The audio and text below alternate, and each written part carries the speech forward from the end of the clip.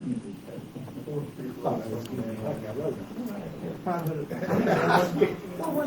that down.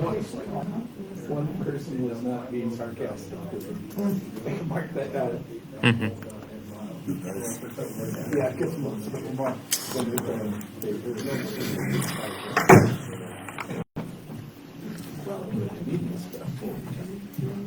Okay, at 8:58, I'd entertain a motion to come out of executive session where no business was taken.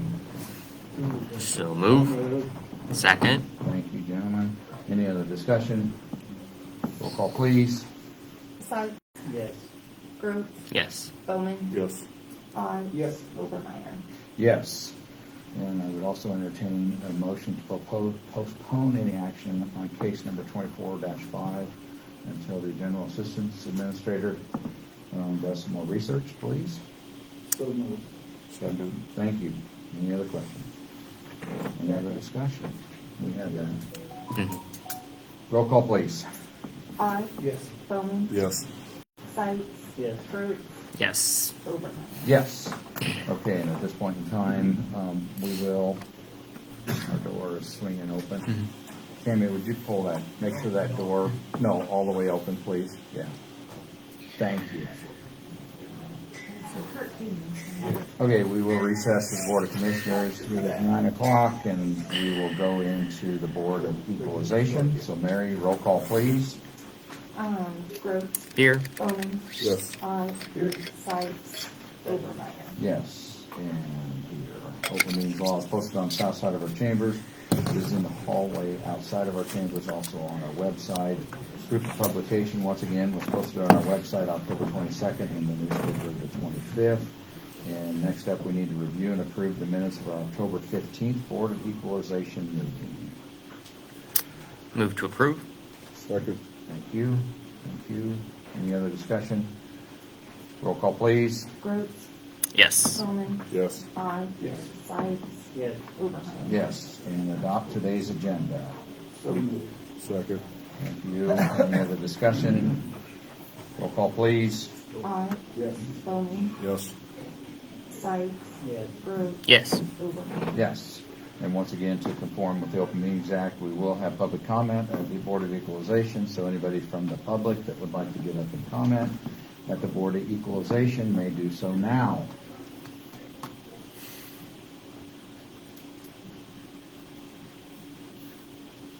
Seeing nobody get up, we will move on to the agenda. And first off, we will meet with Property Tax Administrator Sarah Scott. Two people got up. This must be Sarah. Okay. Yes, I'm Sarah Scott.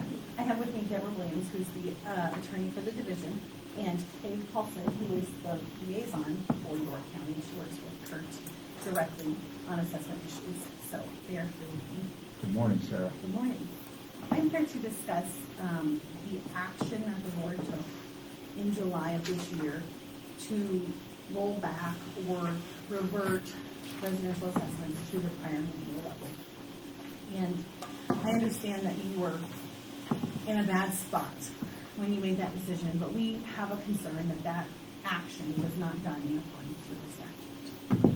And specifically, the board's authority to make those actions is to hear protests and make determinations on protests, which of course you did. Consider an under-overvaluation report brought to you by the county assessor and to approve those items, or to consider a clerical error report. And so our review of what transpired indicated that that was not exactly how things happened, that it was just a motion in the Board of Equalization, and it affected a large volume of properties. So we have been working, and actually we have been working prior to that action with Kurt to recognize that there was a problem here, right? And to isolate where that problem was and what options did you have. And I met with Kurt and with Commissioner Overmeyer to talk through those options and those actions. And we had actually prepared some data to say, here's the sector of properties that we think were impacted by this. They were much more narrow than the action that was taken. And so because of the action that was taken and it affecting a broad amount of parcels, we've had a requirement to go back and look to measure the impact of that action. And so just in reference, what we had recommended was approximately 2,586 parcels that would have reduced, no, excuse me, I'm quoting the wrong number here. We had recommended 1,224 parcels that would have reduced the county's value by less than 1%, approximately $17 million in value. The action taken by the board affected 2,586 parcels for $212 million. And so, because of that number, we had an obligation, frankly, to review the effect of that. And so I brought some data here. I'll just pass out.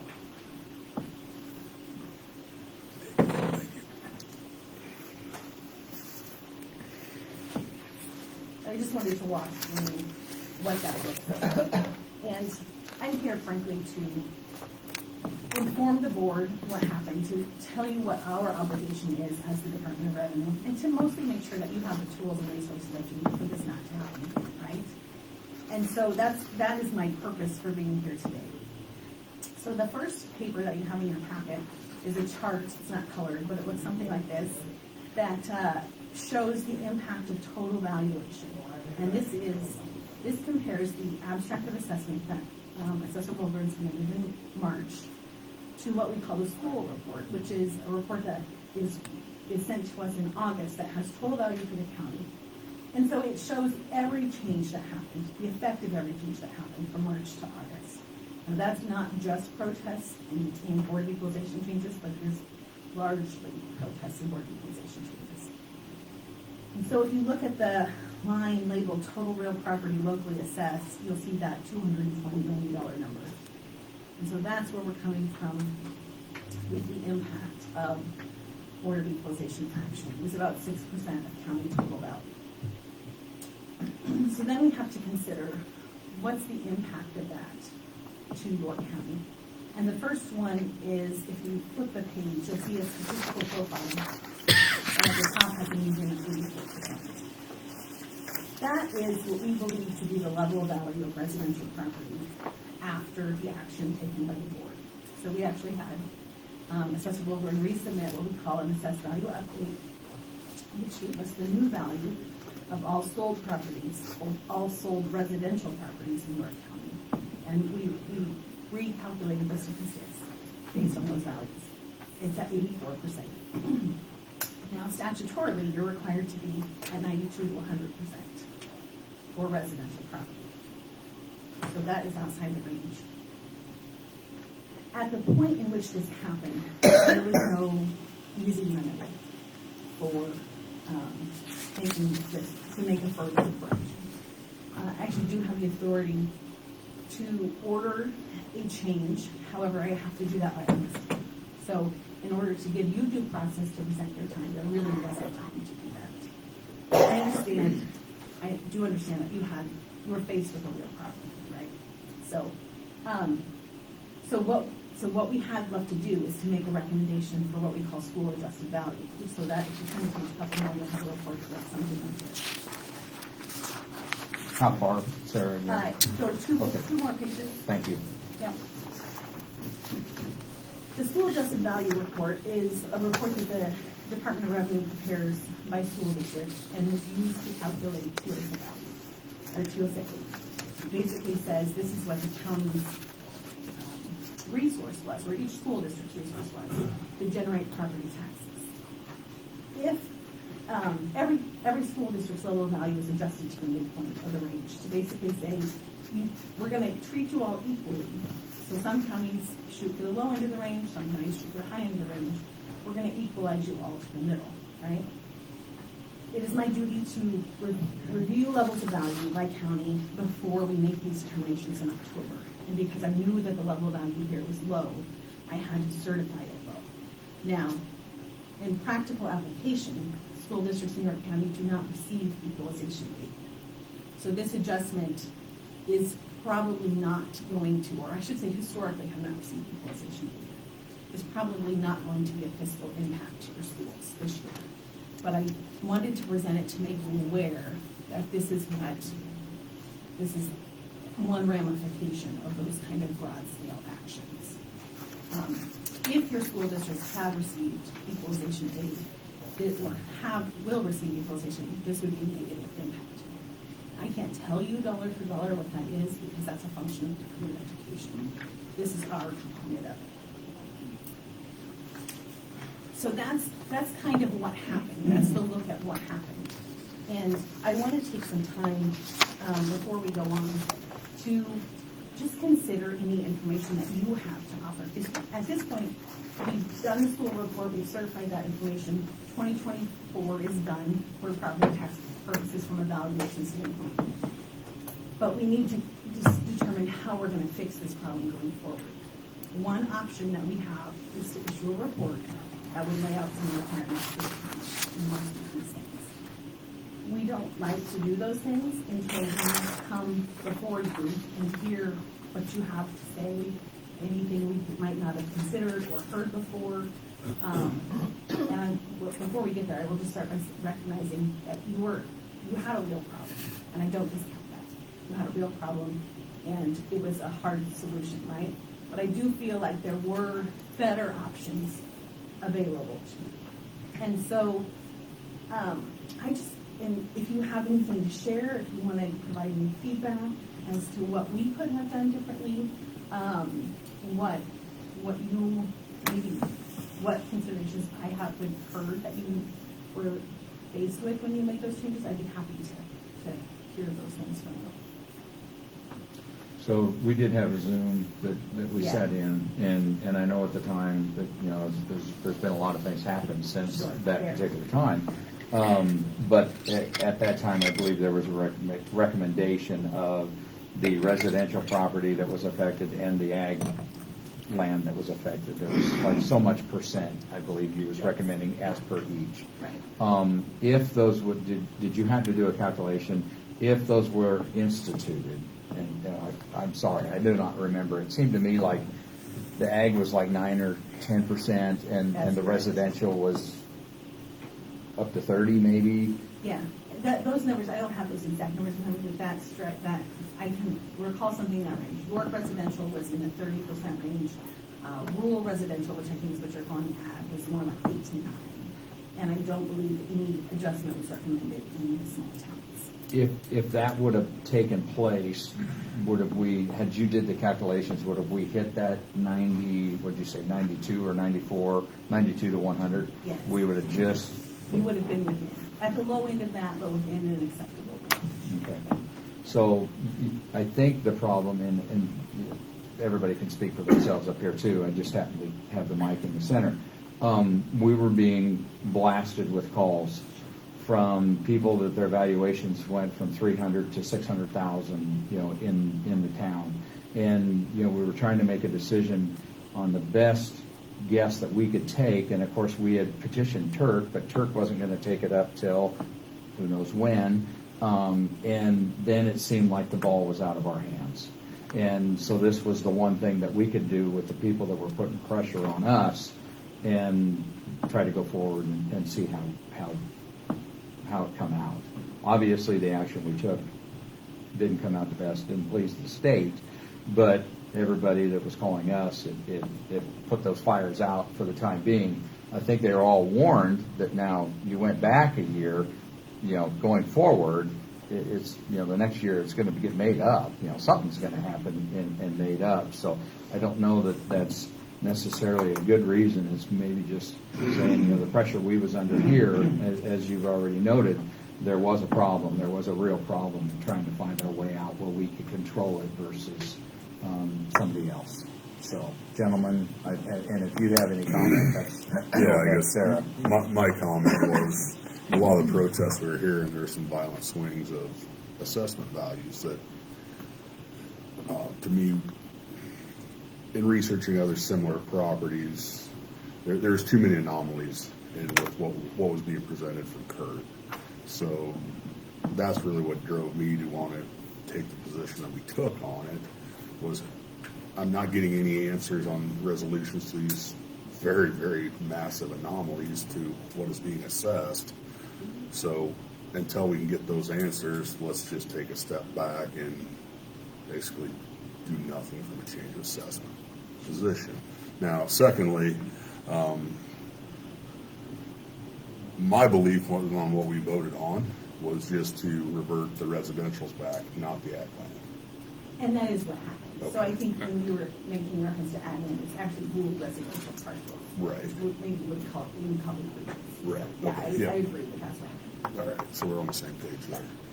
So I guess that's what moved me to make my decision and my vote the way it was there was no answers to these anomalies. And there was no, the assessment values as you looked at parcel to parcel through our SAMS program were, to me, extremely out of whack and with no better explanation than what they present us and better information. Something was wrong in our system, in my opinion, so we need to take a step back and look at that now. Apparently, that, in your eyes, is not correct, but due to the feeling of having a gun to our head by not only this clock on the state, but having to do what was right for our constituents, led me to take the direction I took, I guess. I want to be clear, I'm not here to like sit in judgment of you. Like we have an oversight responsibility to make sure that property values are uniformly assessed. So I do appreciate the position that you're in and the decision that you made. And frankly, that's why we all have a different role in the process, right? Sometimes we don't agree in how we get there, but that's why we all have to. So I appreciate that. So I have a question. We switched systems and it's, I mean, there's gonna be a learning curve, for one, Right. just so you know. Secondly, Kurt tried several times to get answers how to fix this. And a lot of times he came back to us and says, I haven't gotten a phone call back yet. I haven't gotten a phone call back yet. And then we're under a deadline. Sure. And we're trying to figure out how to fix something. And so that is the biggest problem is we're equalization. So we don't want to punish 1/4 of the county because we can't figure out what's going on, and the other 3/4 hasn't been, we didn't think that was right as far as equalization goes. We can't raise these many this much and tell the rest, oh, don't worry about it. You don't have to do that till next year if you're asking possibly. I mean, because I think that's part of what we're supposed to do too. It's supposed to be fair for the whole county. And I know the number. Yeah. We're Yeah. looking at that number, but when you change systems, I know it takes a while because Kurt and some of these people even told me some of the mistakes that were made, and it's like, well, then they're trying to fix those fast enough to Right. get to that number. And so, and I hear you, I will certainly look into that issue, but I do feel like you presented an option in the middle of July, perhaps earlier. I'm looking for it here in my notes. Yeah, I think we had discussed it July 8th, 9th, 12th, to come to a resolution.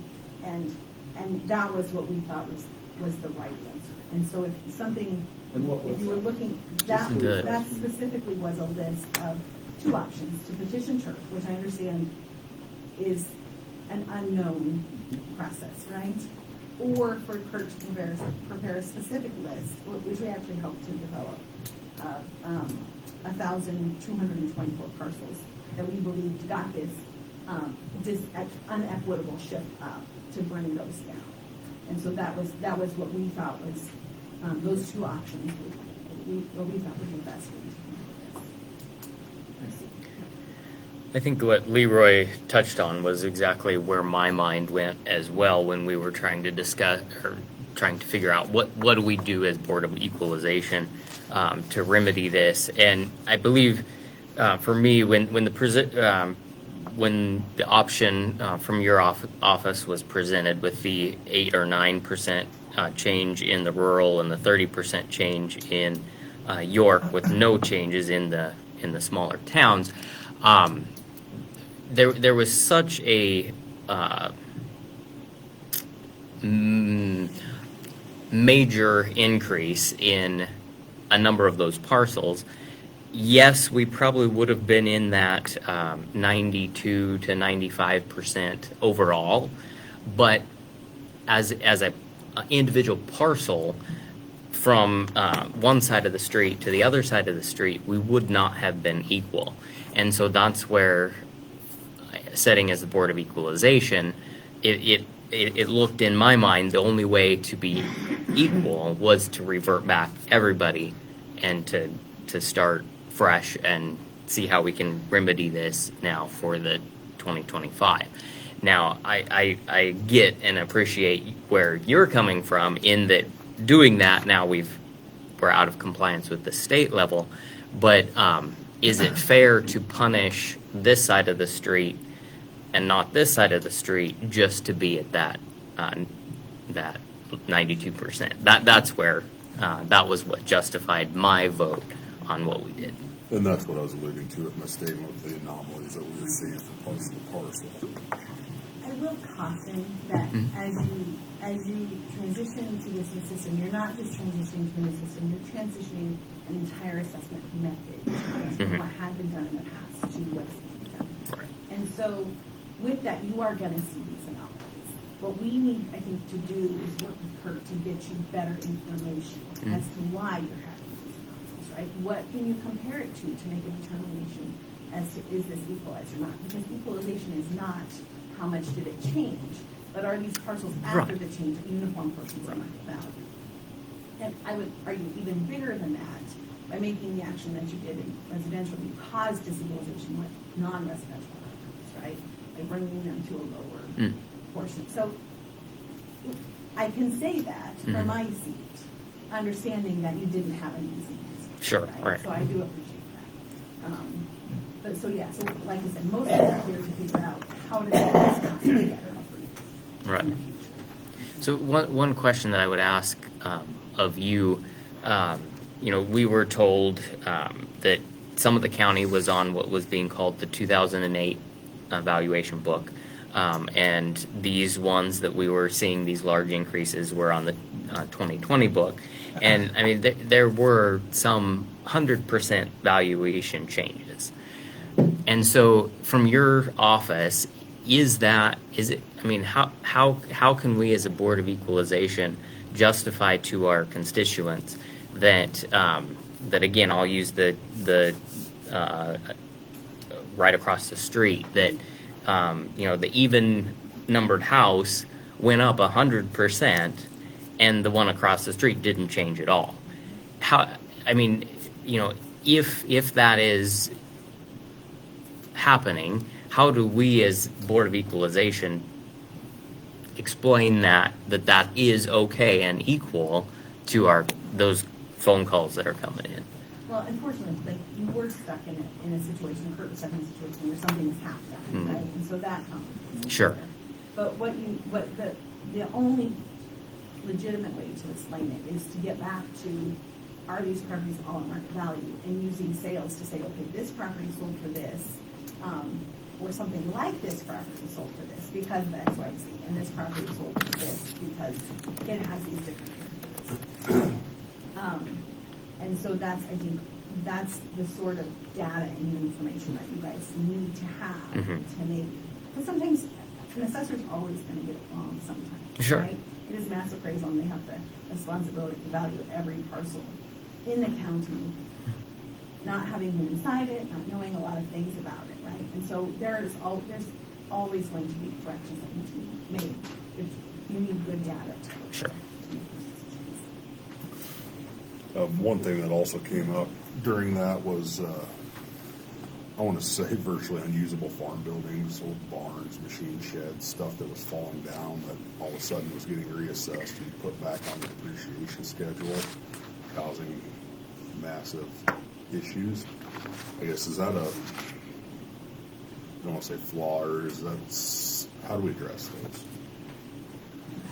That can be addressed with some good procedures in the assessor's office, is to determine, like, are we valuing these things correctly? Are there properties that don't have value? And should we be willing to say this particular structure no longer has value? That is within the statute says that you have to list in value, but you have to list at market value. So if it has no market value, then what you have to do is list the property, right? So, that is within the power of the assessor's office, so that's something that we could specifically look at. Although I will caution that sometimes over the years, assessors have dwindled the values of ag buildings down to perhaps a zero or a nominal value, when they do actually have use and therefore value. And so that happens as well, where we artificially inflated them because we don't have sales of farm buildings that we can easily get to what the market value of that farm building is. And so sometimes we undervalue them for years, and then we come in with a new software, a new way of looking at it, a new way of doing things, and now we've jumped that up. So I think we need to just evaluate, is that the correct approach? Or did we swing the pendulum, so to speak, too far? So how do we move forward? All right. That will be my next Yeah, question. You know, we see where we're at. You know, July seems like a long time ago, but we're starting to open up some of Right. those wounds again. So, in Yeah. forward thinking, how do we get there? Obviously, it's going to be into next year before we get things Yeah. straightened Yeah. up. So if you'll turn to the last 2 pages of your packet, you have a statistical profile of where you're sitting right now in residential, and it is extremely low at 70%. And so how do we where do we go from here? I think the first step is for Kurt to finish the revaluation, which he is active. I don't want to speak for him, but I know that he is working on so that everything will be on the same annual level for 2025. But understand that you're going to see some very significant increases. Like you alluded to that. You knew that it was a one-time fix, right? Or a short-term living appropriate. So what we need to do is complete that revaluation, and then I think we need to develop some county procedures for how are we going to handle these protests? What information is the assessor's office going to provide to us so that we can make a legitimate decision on each individual protest, on the merits of the protest, and what's the process going to be. One option for that, and again, I'm not advocating this, but I'll throw it out there as an option because you're in a difficult spot, is to consider hiring referees to help the assessor's office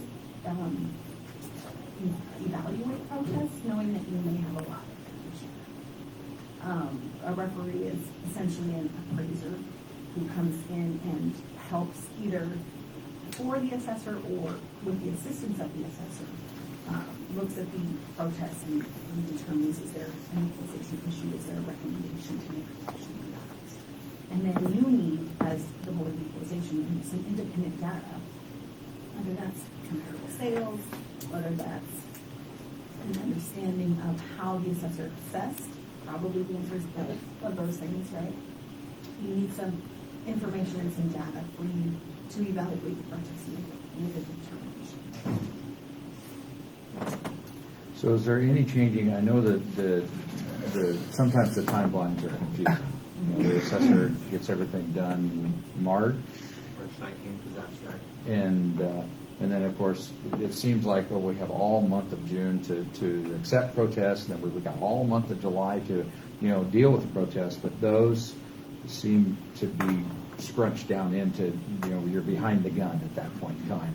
So we can can we, as a board of equalization, as soon as that protest comes in, we can address it? You can address it as soon as it comes in. You don't have to wait until July or to your pre-special dates. Another option is for the assessor's office, and I haven't talked to Kurt about this option, so he may not appreciate this suggestion because it is a lot of work, but it's for the assessor's office to do an informal protest prior to the Board of Equalization, where the taxpayer comes in and talks about what their issues are with the value, and the assessor can look at it without a protest. Now, the assessor can't change it, but he can, on his own, but he can bring you that under overvalue report to say, here's what we think needs to be recommended, so that you don't have to, hopefully, you avoid protests on those. You get it corrected in an easier manner for both the county and for the taxpayer. Now that could be a duplication of costs in the valuation change notices if you choose to do it twice. Or what some counties do is they just mail a notice, like the evaluation is online. go review it and let us know any problems. So that is one window to open up. And I think that office has done, it has done, sitting down with those taxpayers prior to and trying to work out. And I know that at the end, we was dealing with some paperwork that showed they were signing off on it, Kurt would sign off on it and stuff like that, which would help speed up that process too. So, but they could be, are you saying that the notifications would go out then prior to, or we would send them a notification prior to the deadline to say, hey, take a look at what's going on? Yes, so there's a couple ways to approach it. Some counties do it as early as January 31st. And that actually allows the assessor about 45 days to make adjustments on their own without bringing it to you. Now, that also requires the assessor to get work done 45 days early, which isn't always easy to do, right? So that is an option. Some counties just will send their notices early. You can't send them before May 15th or 20th, I think, because you have to send them to the owner of record on May 20th. So that's why if you do an early notice, you often have to follow up with a secondary official notice. But the early notice, like I said, can just be, go review your evaluation on the website. Okay. Okay. Gentlemen, is there other comments, questions? The difference between 2008 and 2020, is it just that it increases things that much, and maybe 10 years ago it should change to something different? Or I'm trying to, so that farther down the road we avoid coming to the same wall again. Yeah. The manual 11 is just that. It's a date in which the cost estimates will produce. Your particular computer vendor does not release updates yearly. They do them about every 10 years. So that's why you have this gap. However, that is not the only mechanism to raise value, right? That's just the baseline, that's your baseline cost. So they have the ability to index up those costs in between years. So the fact that there are two different manuals isn't necessarily a problem if we factored each manual to a consistent level. Now here, I think what happened was there were some properties that were not factored to a consistent level, right? They were increased too much. And so that's why I'm saying that there wasn't an easier solution in our opinion. But so it's not necessarily a problem that can't be taken care of within the assessment. I guess you bring a question up. Are we using the correct system? To me, if we're using a system that only is every 10 years and then this next year happens to land on COVID, which prices of everything are record high and stayed that way, are we using the right software? That is an area that I try not to go down because I'm truly impartial. I will say every system has strengths and weaknesses, and this system has significant strengths. It also has some things that are unique and weaknesses as a weakness. So I don't think it's a problem that can't be resolved, right? It's just, frankly, Kurt's new in his position. His staff is largely new, I believe, or learning, and so there is a learning curve. And I think that that I don't foresee having this problem in the next 10 years. Could it have exacerbated this problem, the fact that we had some very significant inflation at the time that your cost manual came? Probably. So back to the remedy. Do we need to come up to satisfy with the state with an action plan, or is the state going to issue an action plan to us? So we can do either. And that's really why I wanted to come talk to you to see, I thought that there was a willingness here to work towards this problem, but we never really know until you ask the question. And so we can take either approach. It always works better, frankly, if we work together to build that plan. And so I don't know how you want to proceed. If you wanted to have a committee that could work with us directly, to create a plan and then bring it back to the board and having to come back and talk about it again. I think we just all need to understand what options are out there, a better understanding of how PERT's getting to the answer that he's getting, and some resources, right? That would probably I be would- best if we Right. had That was going to be my a suggestion. committee of two. Yep. You know, obviously, we're limited of who can be on it, Right. without the Open Meetings Act being involved. So a committee of two with the assessor's office and the state's office to come up with an action plan. I think that would I be. think it's best from us. I agree. I agree. And work on that, and would there be a time frame in your mind that you would want that done? Like, if we would be asking, you know, everything to be done by the 31st, Yeah. would this committee need to get rolling right away? From my perspective, it kind of depends on how early you want to issue evaluation consensus, so I would be interested in Kurt's perspective with that, but honestly, by the end of January, is probably sufficient, unless you wanted to be, unless you really wanted to do an early informal protesting, then you probably should shoot for the end of the year. Okay, so some conversations and then deciding. Okay. And we can always reach out Absolutely, anytime. to your office. Okay. Any other questions, gentlemen? We'll end up having a couple, hopefully volunteer, to work with that and then move forward and get the action plan in place, and then hopefully next year will be much smoother. Do you have any final comments? I do not. I just appreciate your willingness to talk through this. Like I said, I don't discount that we were in a difficult position, and so we're just here to make it better.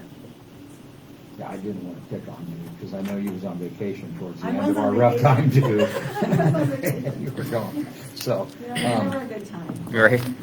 We do appreciate you coming out and visiting, and I think it's the sentiment of this board is let's get it right. And, you know, obviously that's what we're trying to do. Okay, All right, thank you, Sarah. Thanks. Thank you. Okay, also on the Board of Equalization, we have discussed an act on amending the resolution 2436. The levies are set right, but the number was was it the McCool, Village of McCool, right? Mhm. Village of McCool. The number for the Village of McCool was all under bond instead of under non, so we have to change that number. The 86,000, I don't have that up in front of me right now. So that's really all we're doing is asking for that resolution 24-36 to be amended, and Mary will get the correct number in there, switching it. The levy is the same. Just when they turned in their budget, all the monies were underneath the bond. We did verify that a couple times, and they. Yeah, they wanted, but after we spoke with the state auditor, the CPA spoke with the state auditor, he sent a revised budget. So it's good that she was persistent, Mm-hmm. you know. Mm-hmm. Well, with Yep. Kurt and Megan too. Yep. Okay. Motion to amend resolution. Second. Thank you, gentlemen. Any other discussion? Roll call, please. Kurt, Yes. Stone, Yes. Art, Yes. Sykes, Overman. Yes. Okay, and that brings us to the end of our equalization meeting. We will adjourn for equalization. We will come back to the Board of Commissioners. We will go ahead and take up the vendor claims, payroll and vendor claims. We do have 2 additional claims. As I spoke to you a little bit, the Planet Technologies claim was actually, it was turned in. This is an annual agreement. This is our email agreement.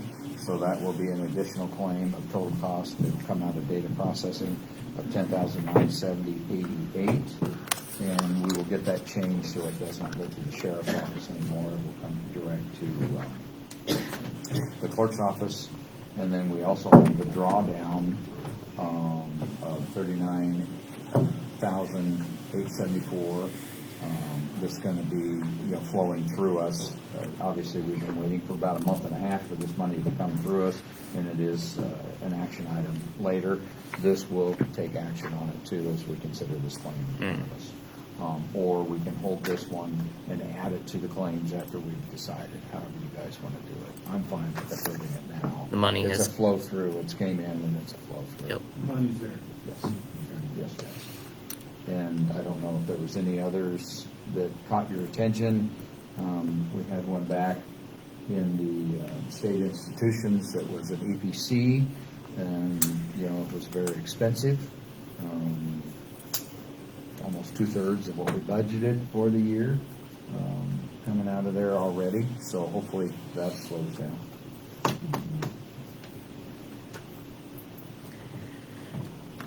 Motion to approve payroll and vendor claims with the 2 additional claims. Thank you, Sarah. Thank you. Any other discussion?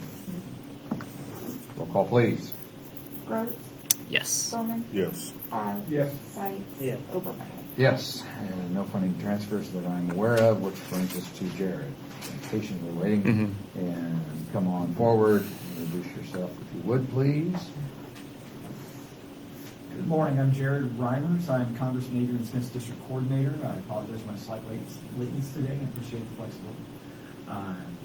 Quick reminder, the congressman does have an office in Scottsbluff, Grand Island, as well as beginning this year, Nebraska City, since he now has 80 of the 93 counties within the state, thanks to the redistricting process of the Beaver County. The Nebraska City office as well as Grand Island are the 2 primary offices for the congressman as far as constituent services are concerned. Constituent services are the method through which members of Congress, so that doesn't matter if it's the Senate or the House, are able to offer support to the residents of their respective districts or states in navigating in particular federal red tape. And I realize there's one heck of a lot of that, but the most common issues we encounter involve the IRS, working with the VA concerning veterans benefits, as well as securing passports. In the passport process, I won't speak to the specific length of time, but I will tell you it is an extensively long amount of time, regardless of whether or not a member assists in expediting the passport. So please, if you need a new passport or need to get one for the first time, don't wait until the last minute. It's very likely you will not get it in time, even if the Congress is involved. As far as the policy side of things are concerned, while there's not a lot of time left in the current session of Congress, the congressman continues to be a member of the Ways and Means Committee within the House. There's the Tax and Trade Policy Committee. Within the Ways and Means Committee, he serves as the chairman for the Subcommittee on Trade. Basically what that means in the briefest way possible is that when it comes to the trade priorities of the House, Nebraska issues are, as a matter of protocol, considered to be among the top aspects of the conversations that we put. One of the reasons why ag has been the priority in the conversations they've had with Japan, as well as the African Union, and why we prioritize on the House side of things anyway, trying to get Canada to negotiate and come back to the table concerning their dairy issues, and Mexico concerning the corn issues regarding the renegotiated NAFTA from the community. While that's certainly a work in progress, and will likely be into the next presidential administration, it is something the Congress continues to advocate for as trade and House of Representatives. Concerning policy items, the Congressman continues to push a handful of policies that he has in particular sponsored this session of Congress that I wanted to highlight today.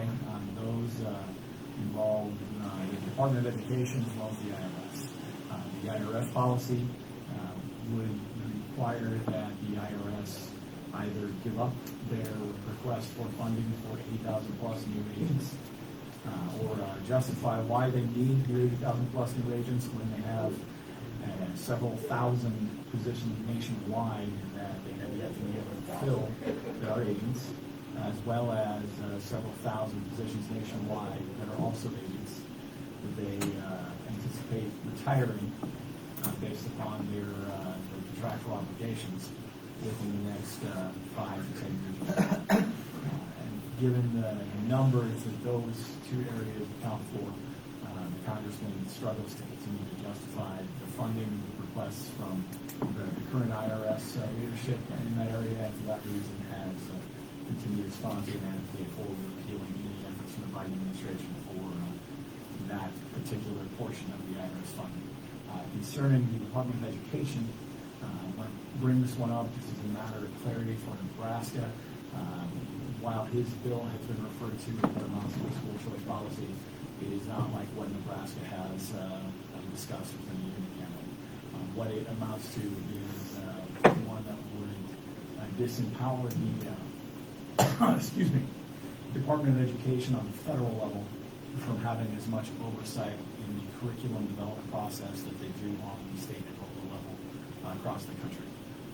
And the reason that we want to bring it up as far as school choice is concerned is because his desire is to see is empower local families and local communities to be able to make the decisions in what the curriculum looks like and acts like within their children's lives on a more direct level than what they're able to at this point in time.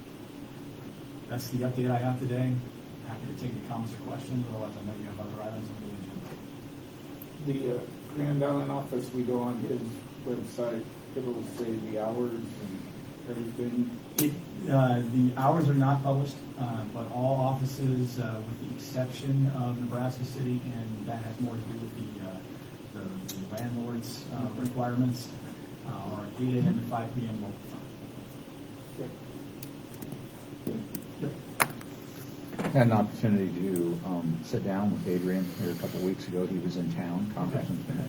And, the week before that, at one of our meetings, Senator Ricketts happened to be there. They both touched on the fact that the appropriation, the September came and the appropriation bills they don't think are going to get passed, and we're going to be looking in December at another short-term spending bill, which is going to come around Christmas time, and then we're going to hear all this stuff in the media. And I guess I showed a little frustration to the congressman because I just think it's just totally inappropriate that we send these people to Washington and we have rules to live by here and get our budgets done at a certain time and stuff like that, and then they go there and I'd say it to both sides. I mean, they have to figure out how the heck to get along and get these things done. And instead of saying, well, if there was more people like me, we know we'd get it done, because they'd all going to agree with me. That's not the way this works. That's true. I did have an opportunity to address that with him, and I'm going to keep saying it. Just come on, guys and gals, figure it out. Because we're going to get to the end of the year, and it's just going to be a blitz about how they don't want government shut down, they're going to ruin Christmas and all this other stuff. It gets frustrating at this season. It does. And the issue we run into that doesn't get talked about a lot with those appropriations bills is if we hit midnight on, I believe, the 26th, actually, and the bills are, or the agencies aren't considered essential, they shut down. And if those agencies shut down, the benefits typically go with them. And that impacts more families and more communities than you can imagine. I've got a father-in-law that has an FSA loan in Kearney County, and he just realized recently that if that FSA loan isn't active, and I'm not sure why he doesn't think it's active at this point in time, but come the end of December, if it isn't considered active, it could actually freeze, which may result in a whole lot of financial and physical issues with regard to his farm. And I can't imagine what that looks like nationwide.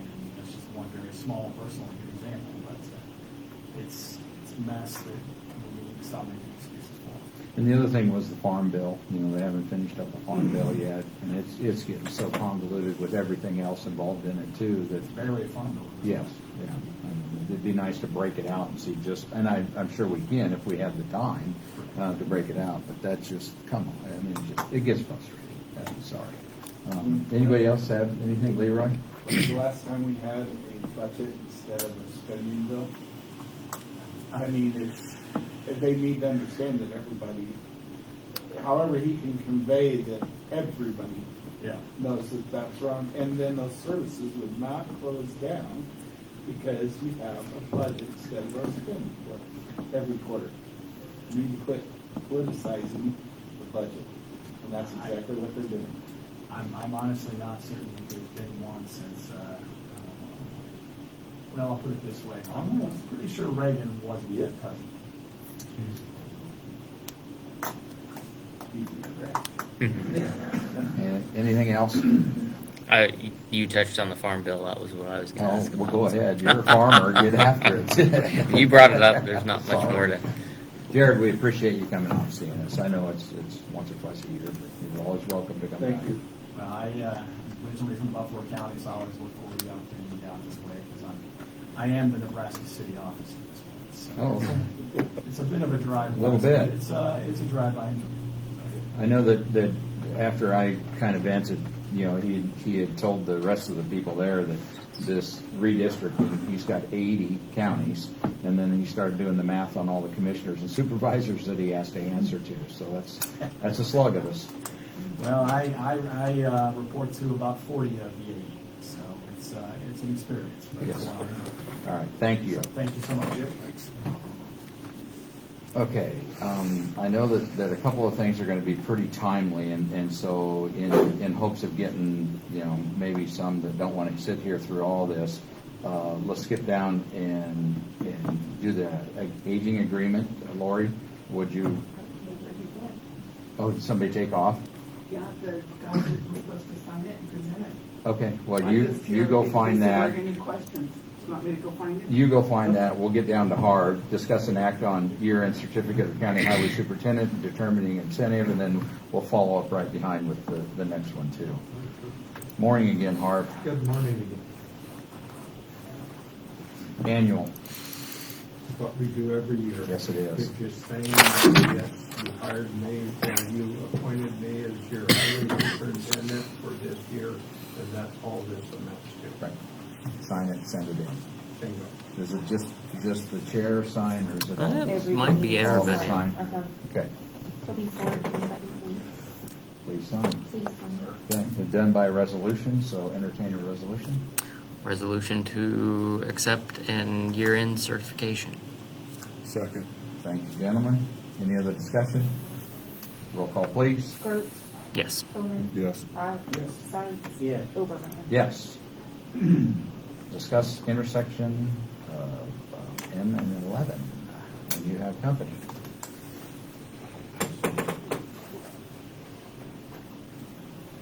This is Lance Harder with Oak Creek Engineering. He's the one that done the study for the M and 11 intersection out there. Lance, while you're at the microphone, I'll have you introduce yourself and address if you would, please. Lance Harder, Oak Creek Engineering, 221 West 44th Street, Kearney. Thank you, sir. So the packet that's been handed out, I kind of flipped to the page I want to start with. Location map, so everybody's somewhat familiar with the location, but if you're not, kind of gets you close. It's a Road 11, east-west, T intersection with Road M, running north. So go ahead and flip one page over to the left to the right. See another aerial map. This would be the one on the property. So everything I'm going to run through here is in front of all this. So you can go back and review everything I'm going to say. But looking at this map will kind of help navigate the discussion here. So first off, this is an engineering traffic study of the intersection. And one thing to keep in mind is it's also engineering judgment.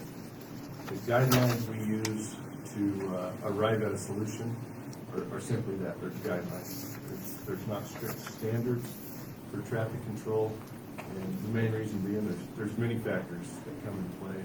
Each intersection is different, and judgment is used to try to produce the safest result possible. So keep in mind factors. We have an urban rural setting here. There's a mix of both, which with the rule setting brings larger equipment, trailers, so that comes into play. But of all the factors, the top priority is safety. So when I look at this, we're looking to improve and maximize safety. Okay. So a couple of things that I take into account that are somewhat embedded in the guidelines, okay, not standards, but guidelines, are driver expectancy. I have a couple of teenage drivers right now, so the first thing I talk about when we get in the car is, what does everybody else expect? Not dad expectancy, but other driver expectancy. So that weighs a heavy role on a lot of the judgment in some of these.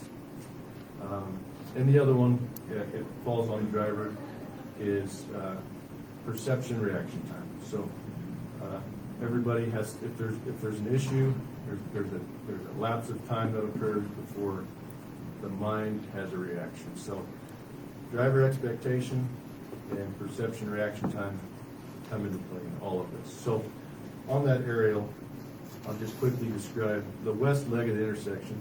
It's an asphalt pavement. There's about, on average, 260 vehicles per day. The south leg, it's asphalt right at the intersection, but a little further south it turns to gravel. 160 vehicles per day on average there. The east leg is completely gravel. There's about 100 vehicles per day there. So distribution-wise, the west leg is about 50%, south is 30, east is 20 of the traffic that navigates the intersection on a daily basis. So with that, we determine which is the major, which is the minor legs of the intersection. And obviously the west leg is going to be the major, the most traffic that passes through the west leg. So that comes in play in some of the decision making. So what this image shows you is, if you were a driver, what would you see as you approach the intersection? So you're typically yielding to the right, or you're typically concerned about to the right. So the triangle on the left-hand side there is the eastbound driver. There's 355 feet before they can see before they can see another vehicle staged at the intersection. Okay? So the reason that is important is that is essentially how much distance you have to safely brake. That distance is substandard for the prevailing speed limit out there. So that's the big takeaway from that. The south leg, all of this assumes there's no signage at the intersection. We'll clarify that. The south leg is even shorter with seasonal road route, 165 feet. And then if you're westbound from the east, the need to look to the right is less important, less severe. There is a residential triangle there, but that triangle does not show for that reason. Okay, so both of those triangles being substandard typically mean some sort of control is needed. So, remaining on that aerial, what we like to do is we like to classify each leg based on the sight distance. No obstruction being number one. Number two being some obstruction, lines of sight are reduced. And number three, that there's permanent obstruction and lines of sight are restricted and it needs to be controlled indefinitely. So 3 being the worst scenario, as classification goes, the west leg is a 3, the south is a 2, and the east is a 2. So to some degree, there is sight obstruction on all 3 approaches. That's important. Accident history, real briefly, there is reported accident at this location, not injury, but multi-vehicle. So we talked about major and minor a little bit. So I'm gonna lean a little bit more on the minor legs of the intersection. And I would classify the south leg and the east leg as the minor legs of the intersection. So typically, you're going to try first to control the minor leg of the intersection to allow better traffic flow for the heavier leg of traffic. So in the guidelines, it states if there's restricted use then some sort of control on the minor leg would be warranted. So with that language, the east leg and south leg should be considered for some form of control, yield sign or stop sign. Okay? The guidelines all go in a little further detail in specifically in 3-leg intersections when you need all-way stop. So all 3 legs are going to stop. And I'm gonna read this. This is right out of the guidelines. I think it's important here. Always stop control may be installed at an intersection where an engineering study indicates that sight distance on the minor road approaches are controlled by a stop sign, but it is not adequate for the vehicle to turn onto or cross the major lane. So that simply is, if you were northbound and you're stopped and you go to navigate through the intersection, do you have time to clear the intersection before cross traffic has to react? And the answer to that is simply no, based on the sight triangle of 355 feet from the west. Okay, so that's an important guideline there. It goes on to state, at such location, a road user after stopping cannot see conflicting traffic and is not able to negotiate the intersection unless cross traffic stops. Okay, so we're back to the south leg entering the intersection and causing other people trouble. Okay, so this intersection, you would say, stop the south leg and let east and west go. That occurs a lot, and that's probably the common solution at a T intersection. But with the side obstructions here, that is not valid to allow the other people to safely navigate the intersection. So we have sight restrictions. We have concern with navigating through the intersection and being seen essentially. And now you can kind of pull the next page out of it.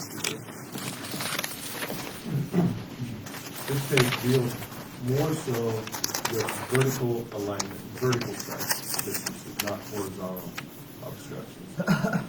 So there's just a couple of things I want to point out here. You can see the 355 feet in blue there. That's the one we previously described as the horizontal issue.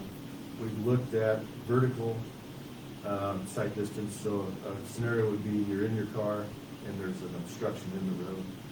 It doesn't have to be another vehicle, just any obstruction. How soon can you see it?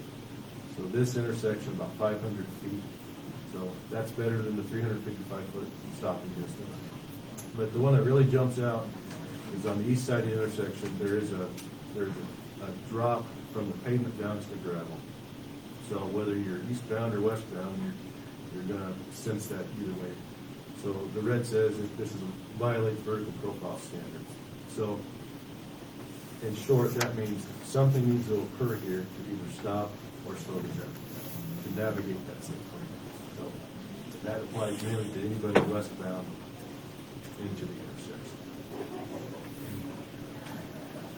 So with all of that in mind, sight triangles, vertical profile that is undesirable, the conclusion is that this intersection needs to be always stop.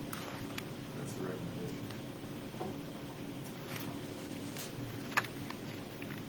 Guidelines. It's up to the commissioners of any given county, commissioners or supervisors, to make the decision to put the stops or yields or whatever. You're given a recommendation.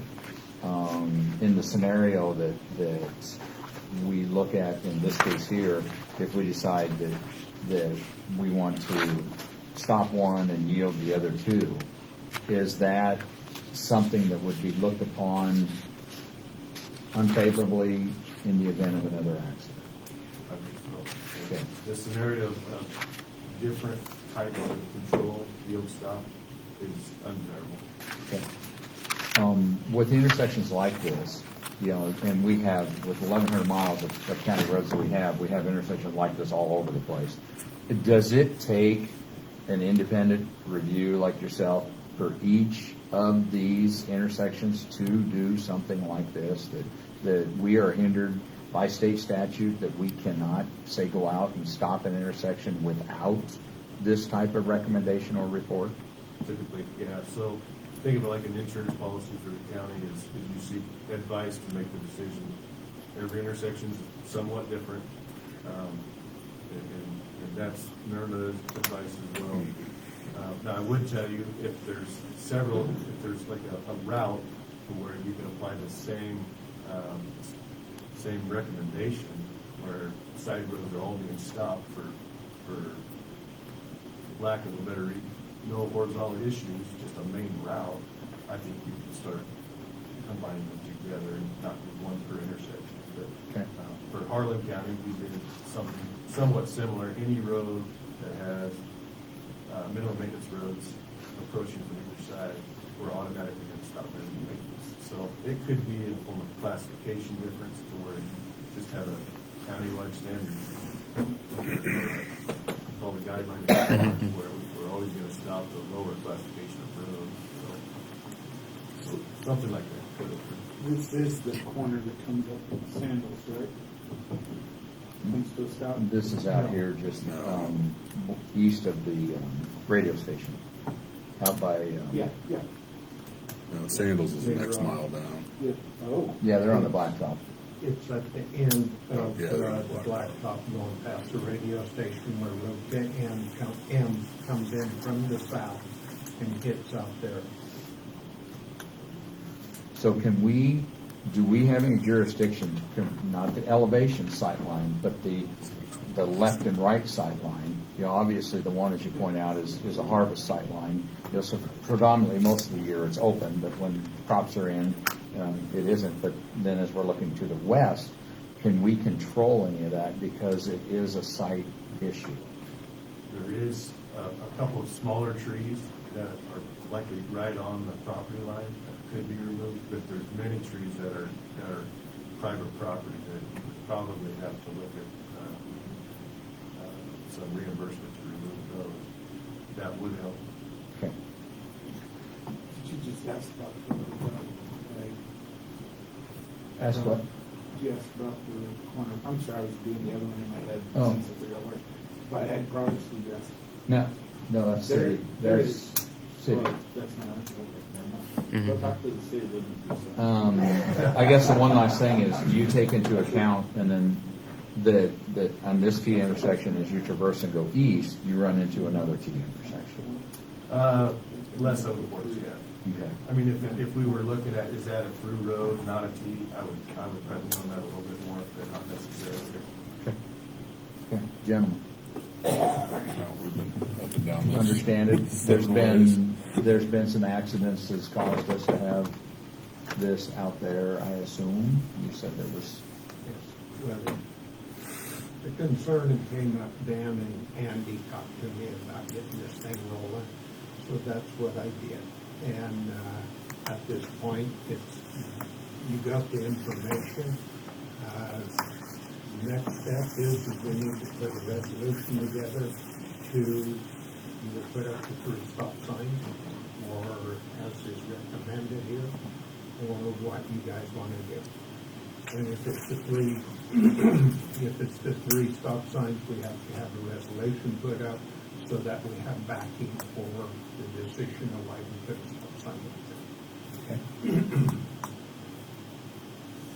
there. yeah, because this is just discussed. We would Right, have to yep. have discussing that. Yep. So yeah, we'll put something together to have it on the next. Has there been some, because obviously there is traffic out there, there's residential traffic out there. Has there been any conversations with any of the residents out there? So, And that is a want? Yes. Okay. They- Actually, on board with it. on Stop. multiple roads, yes. Okay. Okay, good. I don't have anything else. Interesting. Okay. I assume I need to give a Resolution. drawn up for the stop signs for the next meeting. That'd be fine. If that's the way, I will get that done. So it's That would be the in direction. ready to go. Perfect. Mr. Chairman, I need to step away for a moment. Okay. I think we're good. Cool. All Yeah. right. Thank you. Thank you both. Go talk to the city. You know what corner I'm talking about. I know exactly There's what nothing there. I know exactly. Lori, what did you find your guy? No, but I'm okay going ahead with this. Okay. I mean, he's brought Come on what up. he had, so. Come on up. I was just doing that.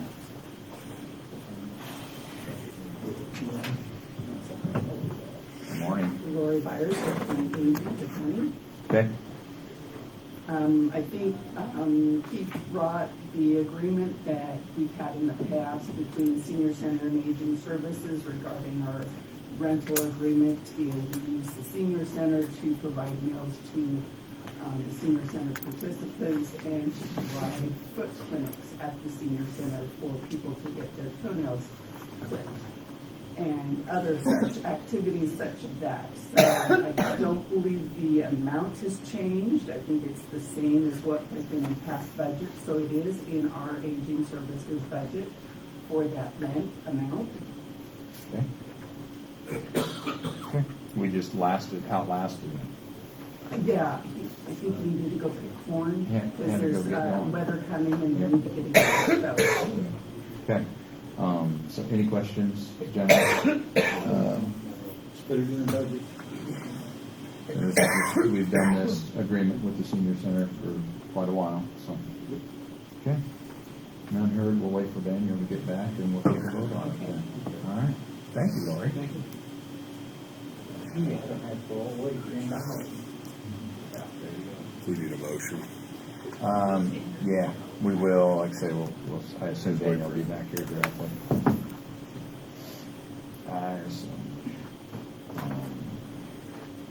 And then we'll get after the couple big ones. And we'll be done. No. I could stay all day. I just got sick kids at home. Uh-huh. Had pneumonia going through our house. You have. Yeah. First the viral and then the bacterial. Controlling it with meds, okay? Yeah. First one's through. The other two are going in to get their meds.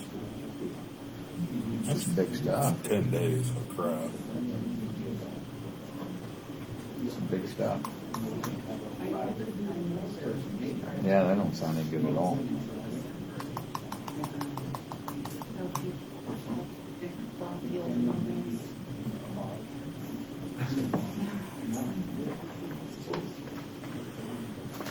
Yeah, there was 11 kids out of my 6th grade daughter's class of 23. She probably shouldn't have been there that day, so she should have been 12. Yes, we will accept it. Yeah, it's so weird. Like,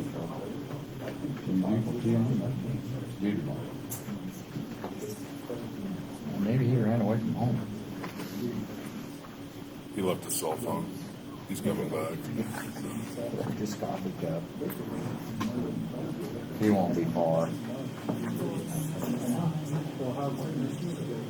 Okay.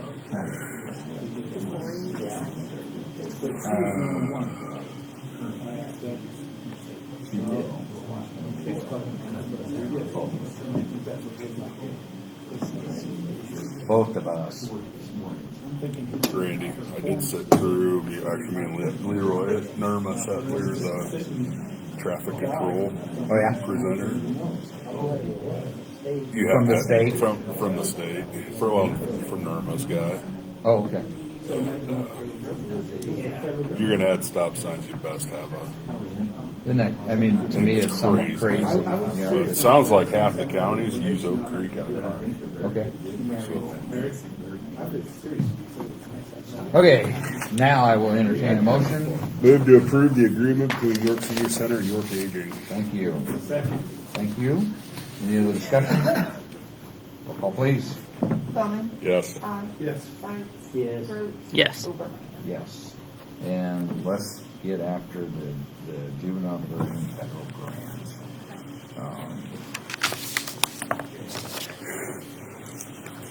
Get after. Yep. Morning, gentlemen.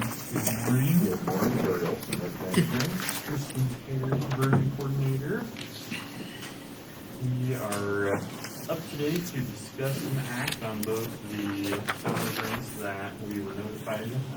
We got the award back in late September, and so right now is we've laid some groundwork. We've had some previous meetings, and I know we discussed last commissioners meeting on what would be beneficial to look at, what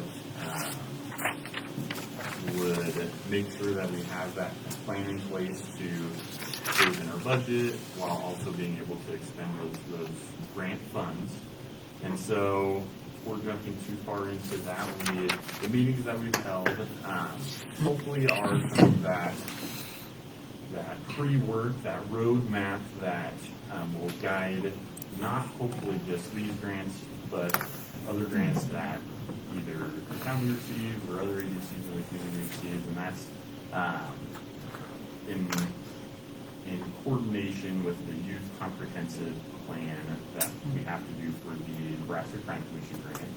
And so we've put in some good work. We have a rough draft of a plan that after meeting with some of the community stakeholders, it sounds like we're on track with what they believe their data would also apply to, and those would be mental health, substance abuse.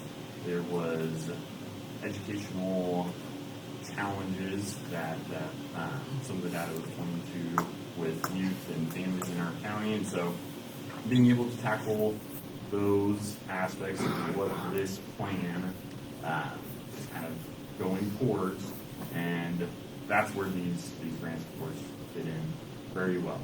Mental health, of course, is our largest grant. That's that $650 grant for years through 3. And so with that grant, it's really going to hopefully jump us ahead and improve collaboration, improve those services that the countywide and support those youth with mental health diagnoses, with mental health and co-occurring substance use diagnoses, and make sure they're getting, of course, the services and attention that is needed. In one of the meetings that we had this week, someone had pointed out that every 15 minutes, every 30 minutes that one of us is meeting with a youth is an intervention meeting. It's something that we can use to hopefully get them information or listen to them about making sure they're not going to stay involved in any activities that would relate to juvenile justice system, court systems, that sort of thing. So that mental health grant really would kind of leap us into that culture, that attitude, making sure we're there to help those individuals in the time of need. So, and then with that continuing care grant, of course, it's that 18 months, it's $425,000, and it really, in simple terms, it's a planning grant, making sure that, as I've been sitting over there listening to other agenda items, even, relating to the assessor's office and just some of the other issues and solutions that have to come up with other departments' data and what we have to face in the county is huge to be able to efficiently address that issue or get to that solution. And that's what this grant will help us do. Bring in the experts, look at the data, map what resources need to go where in accordance with that service plan and what we see as best fit. And so that is kind of the look of what we have going if we approve these grants. And that document that I emailed out yesterday is an intermediate plan of how we could jump into that this year, stay within our budget, and also expend the grant funds in the most effective way in their timelines that they have. So we have to accept the awards by November 7th, and that's when we get to use all this pre-planning, this pre-work to start carrying out the programs or services that are needed. So we open to questions. I hope that some of the meetings that we've had kind of answered some of those questions, but if there's any clarification. Gentlemen? One of the things we looked at when I met with them was they do have resources already. When we had our meeting, there was a lady saying, oh, you can do this, you can do. So they already are connected to some resources for this planning part. It's not these two that are gonna be doing all the planning of how to use that money. And the other thing that she said that caught my ear was that this opens you up to get more monies. The fact that you start opens you up to be able to get more. Yeah, that And was, that worked towards my concern with, after 3 years, it's gone, it's done. So I think that's what she was inferring, that there's more monies to come once you have to be doing it. She didn't exactly say. yeah, You open yourself up for more money, but yeah, I guess that was my big aha takeaway from that as well, is the way these grants are laid out from the government is they're allowing us to get these programs right and make them sustainable, in turn being long-term funded by the government. I think the work that they've done and the access to experts, I think was it UNL or you that has a team that also helps assist with these types of programs that's nationally renowned. So I'm excited to get going on this personally. I think they've done the groundwork and now it's time to start the planning phase. It's not often that we get money to plan, so I think this program is going to be fantastic, and I do like how they have it laid out and structured so we can walk ourselves into this program as it develops and to make the program a program that will be a lasting program. Okay. So, yeah, we were on a conversation last week with the, not sure what her grant manager. There you go. Okay. And so I think that, I mean, I've said it before, and there was some level of reassurance, but it definitely is still a thought in the back of my mind, maybe is the way I'll put it. Anytime that you get money from the federal government, there's strings attached. And so it is, I mean, there's going to be a significant amount of oversight on this. Let me rephrase that. There will need to be a significant amount of oversight from someone within York County on this, on these grants. And so I was just kind of looking through here. With this, are we proposing three individuals? Are those new people, or are those people that are in your department already? I looked at it as kind of like a blank slate that would kind of be able to be filled in with myself or Brennan, and then so that would be just one additional me and Brennan could fill, if that makes sense. Okay, so right now you're proposing the possibility of adding one employee. So the idea, and like I said, it's really just a preliminary plan. It can be kind of moved around if needed, but like you said, we want to make sure that it's in compliance, it's done right, that we're serving these individuals without putting the county at risk, of course, and getting just some of that backbone staff to make sure that happens. Is what the initial kind of plan would be this year, and using that to plan for years two. Right. So what I'm hearing is that you're willing to take on a fair bit more work with this, and then so where I'm going with my questioning is, are you also going to be able to do the oversight on this grant? Because now you've got your current program.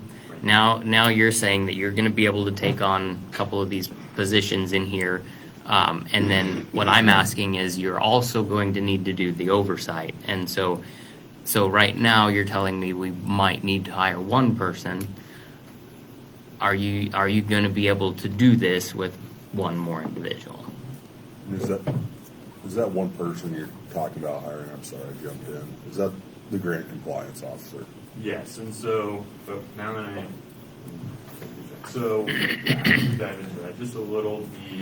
The grant compliance officer would be that position that focuses on reimbursement, making sure the budget is set and applied to in compliance with all the funding that we're receiving, and then the program manager would be paying attention to collaboration, more of that day-to-day case management in conjunction with the two diversion officers or case managers is what it's called in here.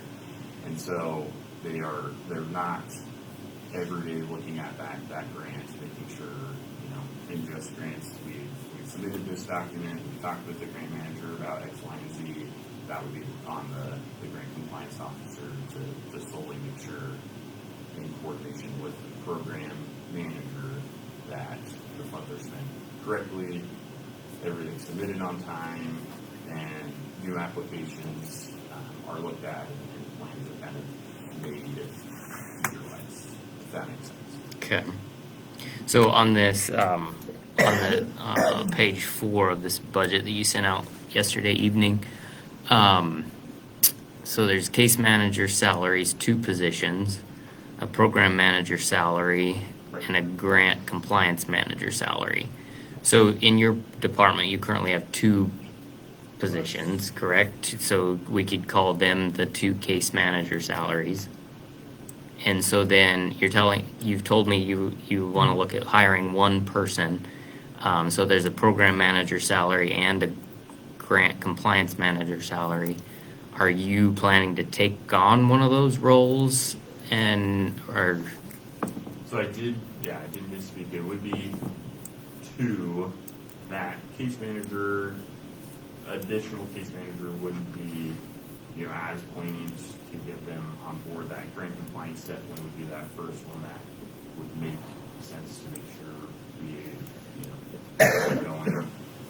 I never, that is, I think, kind of Gary's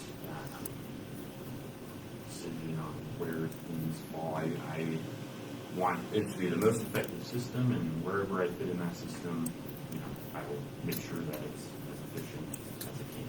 Okay. So now, so are you telling me that we are going to need to hire 2 people? I mean, that's where I'm getting confused, is that I'm being told one thing, I'm reading another, and then now I'm getting told something different. So that's where my concerns are in this large grant, is that I'm losing confidence that we have what we need to do the oversight on this grant. When we're looking at the grant and grant compliance, that's one position. When we're looking at Nebraska Crime Commission grants and the different levels of that would stay, with that 2 positions. And with our mental health grant, we would hopefully be able to have that program manager oversee the programs that we have in place to make sure they're efficient. And when we're looking at what we've previously been doing, staying in compliance has always been that key goal. We've successfully been able to carry that out with no issues with the Crime Commission grant. As of last year, we spent all of the grant monies down to the penny. And so when we're looking at the systems and making sure everything is working down as it needs to be, I'm pretty confident that we'll get where it needs to be put. So. Mm-hmm.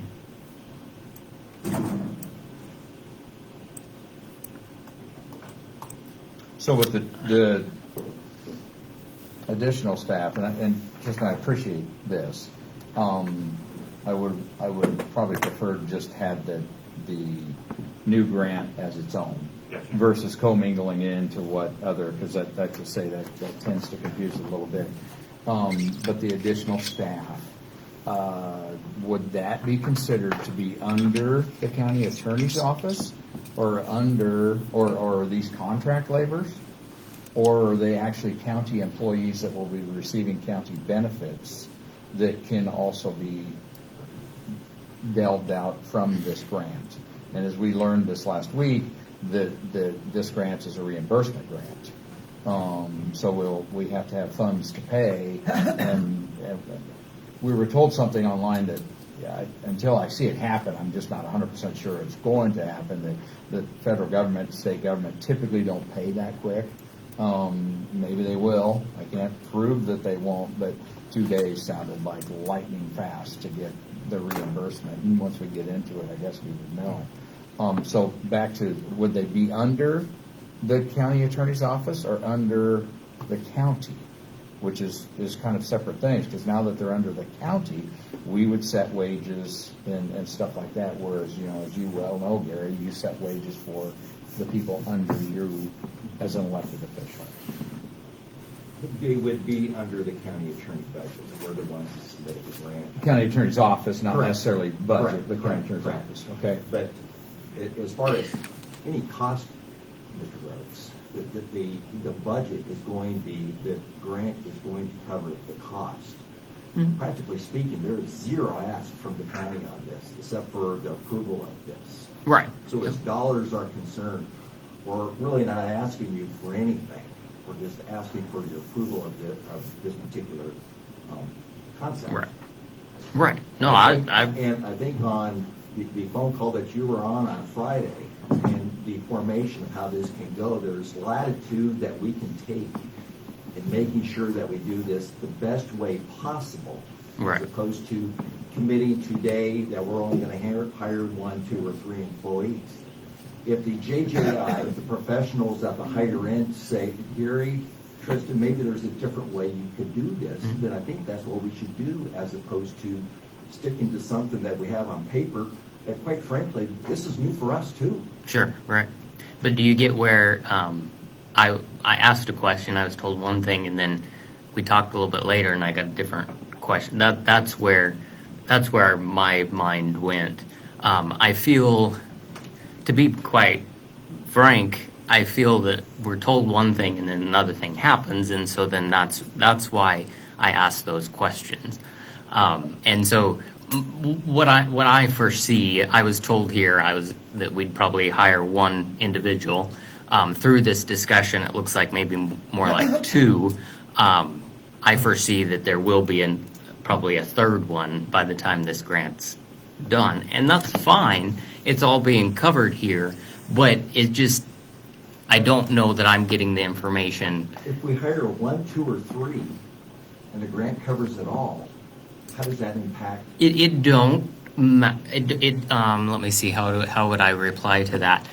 It doesn't necessarily matter on a fiscal side, but I guess what I'm saying is the impression I got is that sitting there, you felt it would sound better if you were going to be able to do this with just 1 person, and then you tell me later that it's going to take 2. I did not say that. No, I know you didn't. It was insinuated by. You just said that. I said that. Well, I'm sorry that I led you to feel that way. Where I'm going with this Mr. Rhodes, is, you didn't lead me to feel that way. That's what you said. I did say that, and I should have said that Tristan said that, and I apologize. I think that this program will be good. I have reservations that it will. When we get into the fiscal side and the audit side and the reporting side, I think there's going to be major challenges. I do believe that's why one of the primary hires that they have listed there is a program grant administrator. I think they notice, they see that need, they've identified that as placing that person on the list. From the conversations I've had with them, what I've sat in on with our grant administrator is, this is we just need to say yes today so we can start planning on how this program looks. It will look probably entirely different than what's on paper, because what we've asked him to do is give us his best guess, and that's what they've provided us. Now, as this thing evolves and goes down the road, if we so let it, it could turn into something completely different based on the needs of the county from what they identify through the planning phases, and I think that's where we're getting hung up. All they're asking for us today is just to say, yes, proceed with the grant. If we decide at any point that this is not gonna work, this is not for us, we could stop. But we don't know that until we say yes. And I think to not say yes on this would be a drastic disservice to the people that we're elected to serve. So, And I would agree with what you said.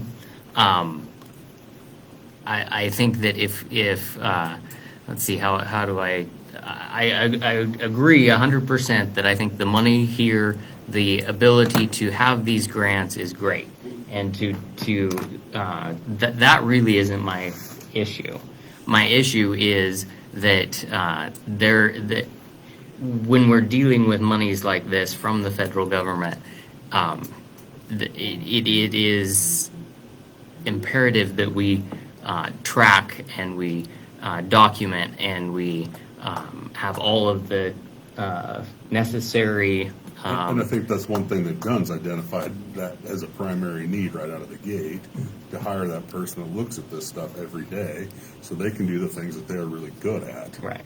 And traditionally, we, when it comes time to budget and audit, traditionally York County has been very behind the eight ball in our grant. So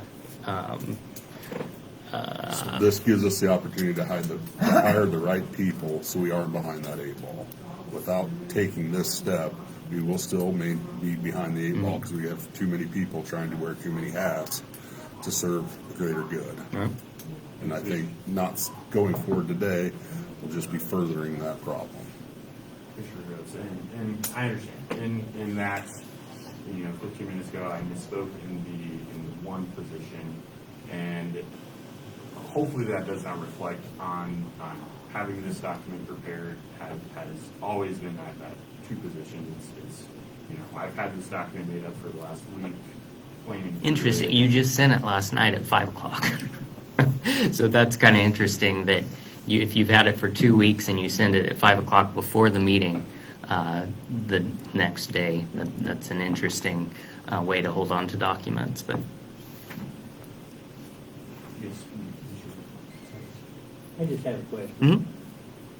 Whether, and I know Daniel's point here on the number of employees that you're talking about, but aren't all of these employees, aren't all of their costs covered under the grant? It's not going to be a budgeted item that they're going to look at for their budget, correct? All of their benefits and salaries will come out of the grant, correct? That is correct.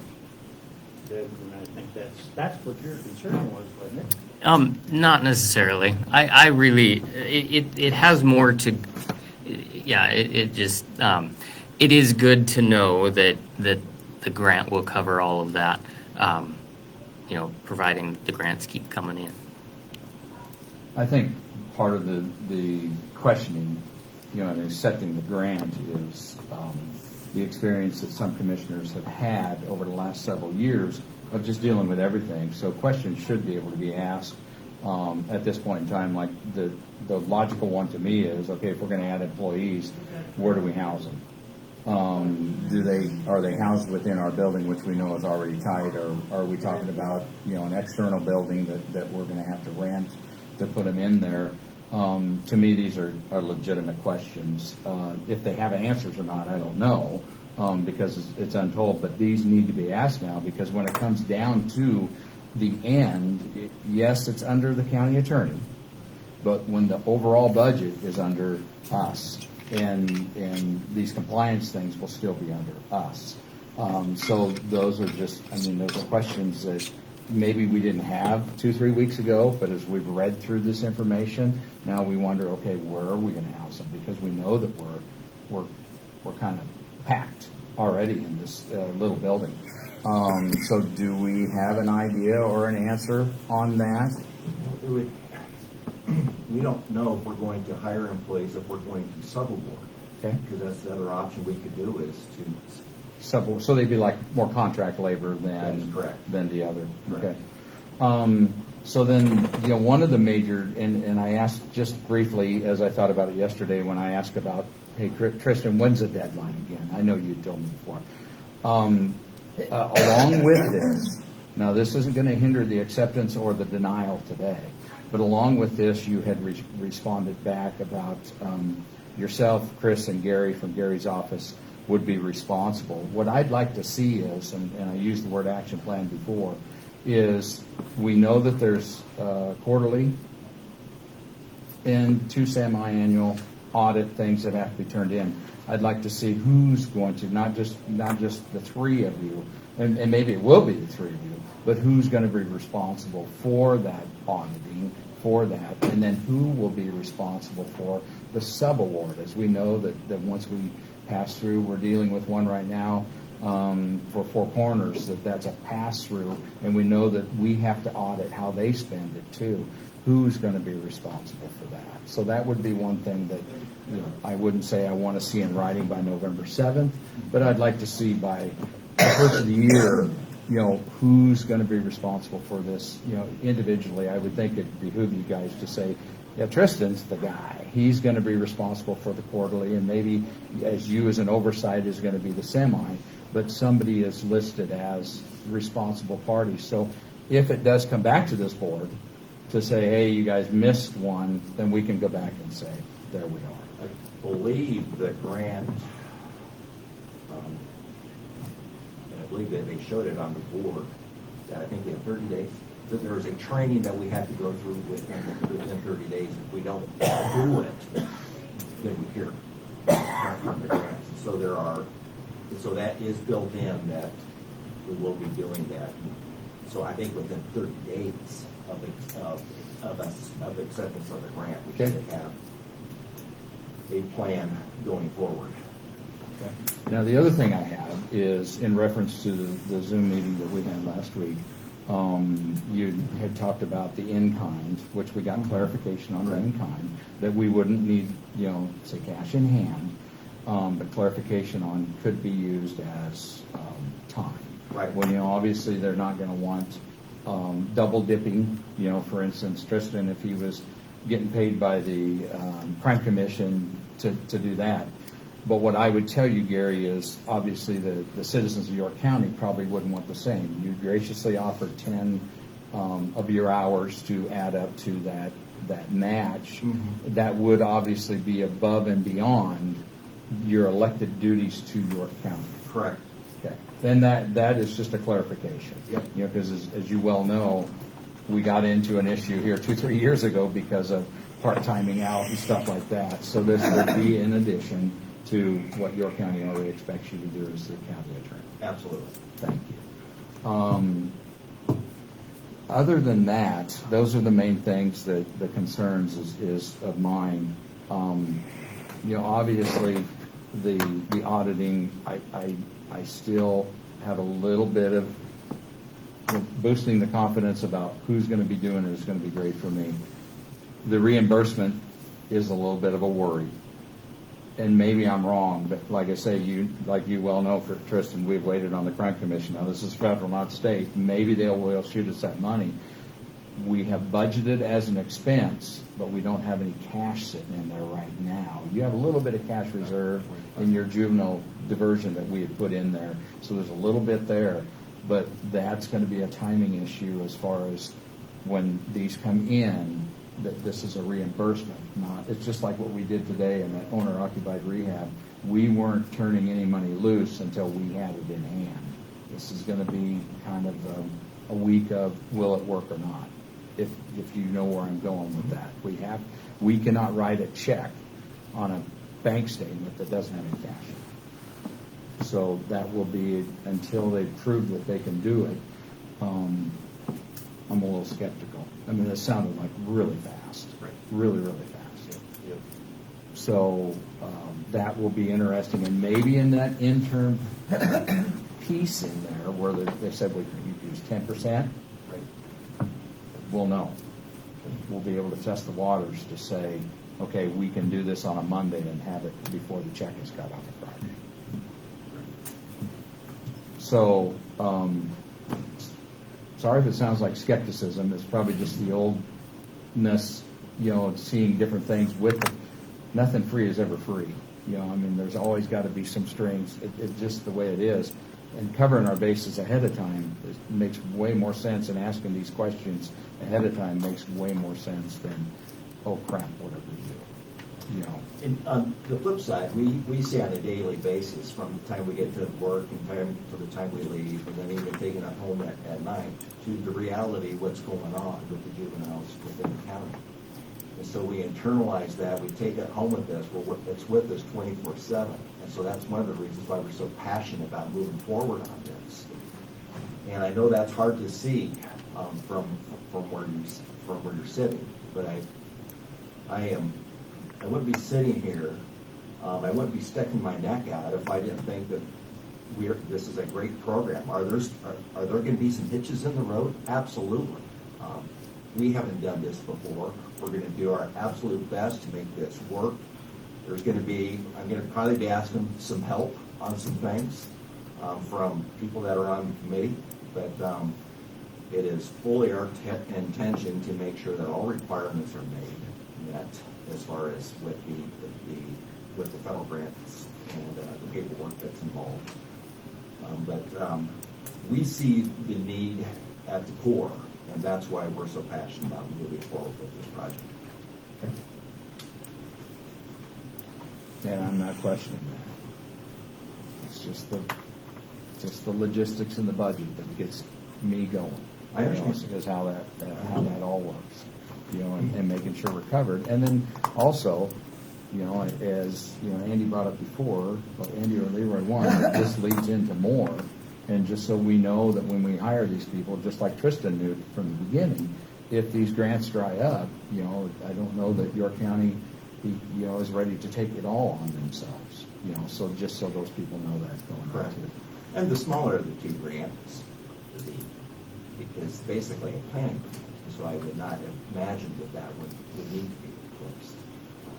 Bigger of the two, how it's going to move forward after the 3-year period of time, I do not know, but we will try to use the sources that we are been told about through the JJI, the Juvenile Justice Institute, to start building the plan on how we might be able to make this a sustainable project. We haven't even started talking about a possibly bigger grant that I could be know. coming. I haven't heard. I keep asking. I will say that the need is definite because the numbers keep growing. I have a person that we let house in this building upstairs. I ask all the time how the numbers are. They're leveling off, but they're still 30-40% above COVID, before COVID. They're not coming down. They're staying up there. Any other comments today? Questions, comments, anything? Okay, we are on it as a discuss and act. And as we talked about, it needs to be done prior to November 7th. Move to approve the two juvenile diversion grants. Second. Okay, it has been moved and approved that we would accept the two, let's say it right, OJJD grants. Any other discussion? I would like to reiterate just that if we could, and like I say, we've got some training period, by the first of the year, I'd like to see just who's going to do the reporting in the same, Tristan, as well as you did this, just get that, something like that to us too. Very good. I would sure appreciate that. Okay. Roll call, please. Bowman. Yes. Ott. Yes. Sykes. Yes. Gross. Yes. Overmeyer. Yes. Okay, thank you, gentlemen. Thank you. Sure I get all the things crossed out there, that's all. Okay, next up, discuss and act on purchase of county vehicle. The assessor did some legwork for us on this. He come back and got us some more quotes, which we appreciate. Kurt, go ahead. Kurt Goldring, York County Assessor. Received word yesterday from the dealership that the truck is possibly already sold. They wouldn't know until tomorrow. Andy, you had talked about a Suburban. Yeah. I see the quote on I didn't, they told me on the phone, I was like, I don't know if I can bring that to you guys. It was pretty high. This Tahoe that they provided a bid for, that is a fleet vehicle. It's one that is ready to be fitted for law enforcement. So, but it is not at this current time. So, I guess that's the one option that's available now. Like I said, the truck is, again, it could be, depends on if the sale goes through or not. So, but you wouldn't know until tomorrow for sure on that. And the truck bid did come in a couple $1,000s more than the Tahoe one.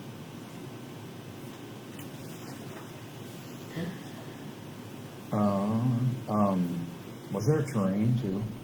That was from 2 meetings ago. And I talked to him this morning, and he said the terrain that we had close for it had sold. Okay. Now these are all through GM, and it's all through the state bid process. So they qualify for that. So is there a possibility, like this one I'm looking at here, this terrain, that there would be something like that? Or, I mean, just because that one was sold, obviously the lots get replenished. Is it a special vehicle that? I don't know if it's a special one. I think it says like it's, they list them as fleet vehicles on here. Okay. He did say they had another terrain on the lot there he spot. He's gonna get me some more information on that as well. So. Because obviously the price of that one, compared to the others, and I know that one's just a little bit bigger than Equinox, to where it had a little bit more room on the inside. It would probably be the way I would prefer to go versus having one of the other ones. But that's completely up to this board here, whether it's a yay or a nay on that, as I just compared. So what do people think? I just want everyone to know that this will not only be for you to use, it's for the other 2 people when they go out to look at places too, right? I think the idea is anyone in the county could use it. Anybody. Yeah. I just want everybody watching to know that. Right. It's not just your vehicle. Right. I just brought it up and, Yeah. so. Anybody else? The only thing I asked is, you brought up the Tahoe, which is a fairly expensive vehicle. The reason I brought up about a pickup, is the utility of it. You don't really need a sport utility vehicle, but a utility of a pickup would be an open back where you could haul any equipment you need, measuring equipment, whatever. That's why I brought it up about pickup.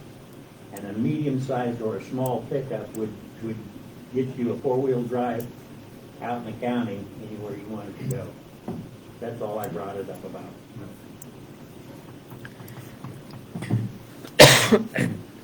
I'm still wavering on whether or not we need a second vehicle. Of the quotes that we have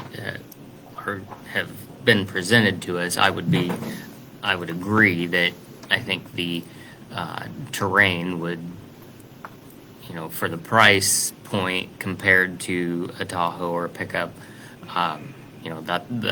that would be a better price point. I totally agree with what you're saying. A pickup having the utility, the more versatility of use, definitely see that.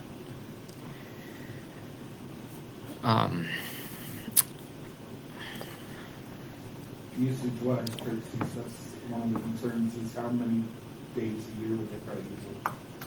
So we probably use it right after abstract. We start right away using, going out and doing our inspections. So 4 or 5 days a week. probably, probably maybe 4, and then maybe that 5th day of the week, we stay in the office and enter all the information that we collected. So that you guys have workshops and meetings that you go to throughout the year. Other elected officials have meetings and workshops they go to. So I think it would be utilized. And it's one of those things where it's not going to be something we're going to be replacing in 3 or 4 years either. It's Right. It's going to be, we probably wouldn't replace it for probably 10 years or so, you know.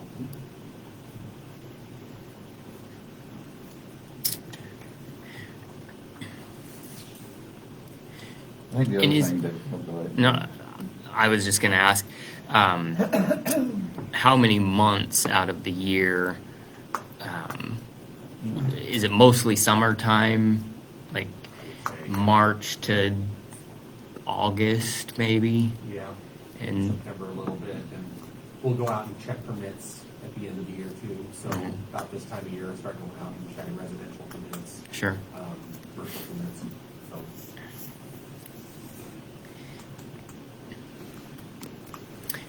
And have you found currently, like when you've tried to book the Equinox, is it 50% of the time you're unable to use it when you'd want to use it? 20%, 75%? percentage wise, that's hard. Okay, yeah, sure, okay.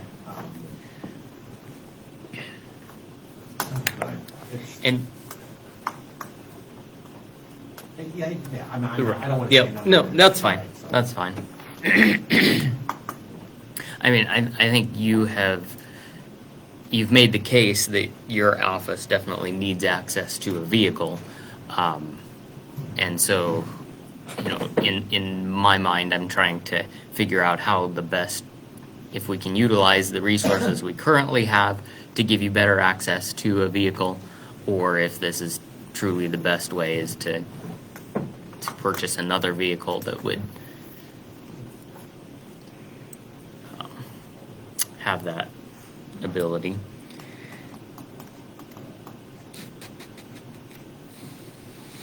I don't know, one of the thoughts, I mean, currently the vehicle that we have is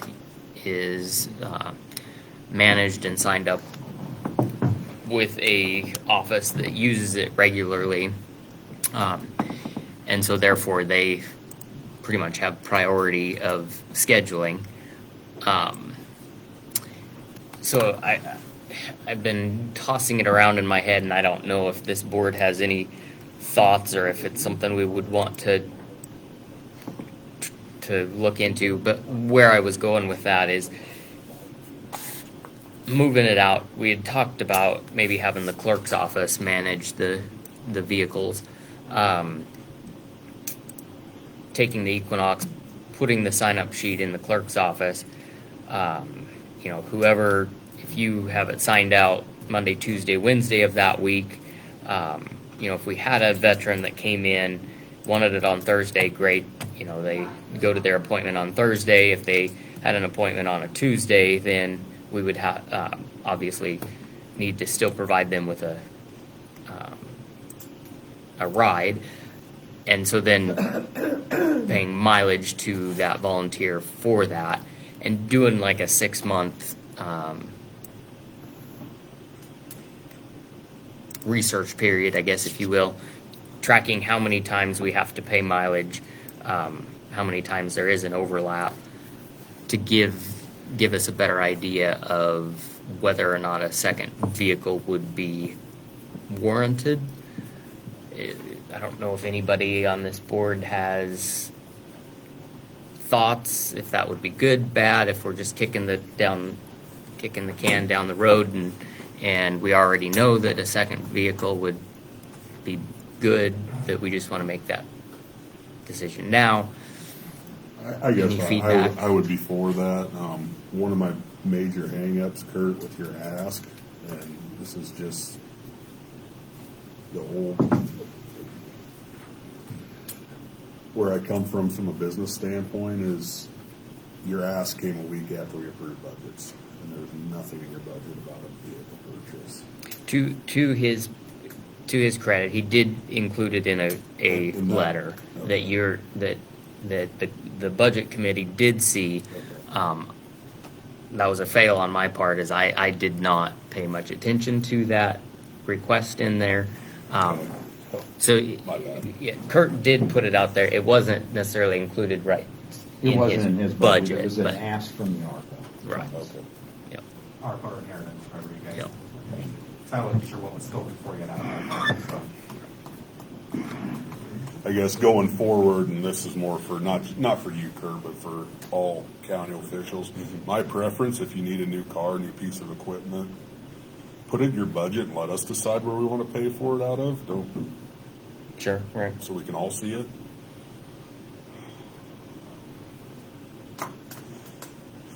But I do feel there is somewhat of there is a need for a second vehicle. Now, what it is, I'm still not in the GMC terrain. I don't think the utility of it's correct.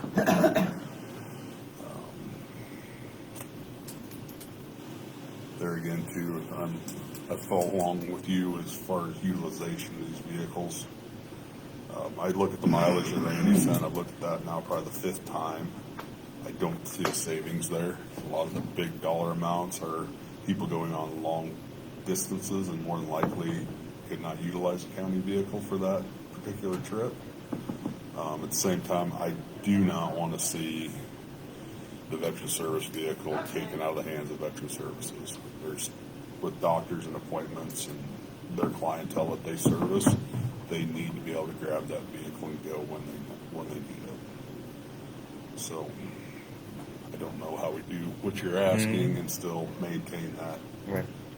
I think that's part of the problem is you can't, it's not like the veteran service office is scheduling his appointments for the veterans. Veterans schedule when it works for the veteran to do that, and so then they call the veteran service office for the ride, so that's where.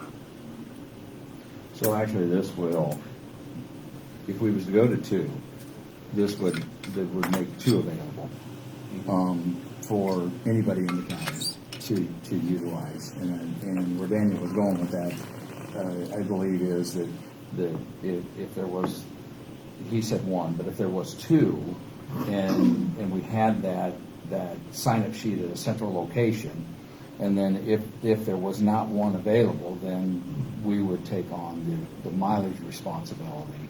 But, then we would have, and I don't know that this would happen even once a year. You would have these vehicles that would be both spoken for on the same day, and then if a need arose in an emergency situation, then we would take action to, and I know Nick has done this in the past with his own vehicle, and I know his volunteers have done it with theirs, and then we would reimburse that mileage is what I'm trying to say. And if it was an emergency situation where if we're out doing our section checks, you just say, hey, Kurt, we've got something we need to get someone to do. Right. Can you put off your section check for a day? We could absolutely bring that. Those instances aren't probably going to arise too often. No. And although if it's probably an emergency, then probably use the other avenues left there. So. Right. So I guess the first up is, are we interested in getting a second vehicle?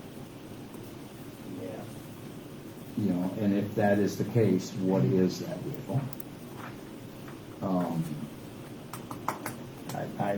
As I see it, if we're going to do a second one, although I have rode in the Equinox, it's a little small for me. I think the terrain's a little bit more size. I like the price of the terrain.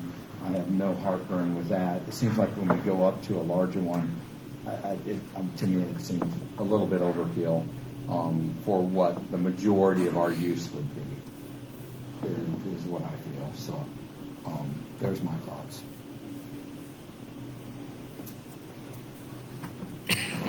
And it's not like we're going to meetings all the time or every time. Yes, we went to one last week, but we won't have another one until December, and then it won't be again until after the first of the year. There'll be one in February, and then Central District will be, so there's just not going to be times that. I know, like there, when I was on the board, I was on the Blue Valley, I represent the county of the Blue Valley board, and the Send board, and those are instances where I think would be appropriate for you guys to utilize a vehicle in that case.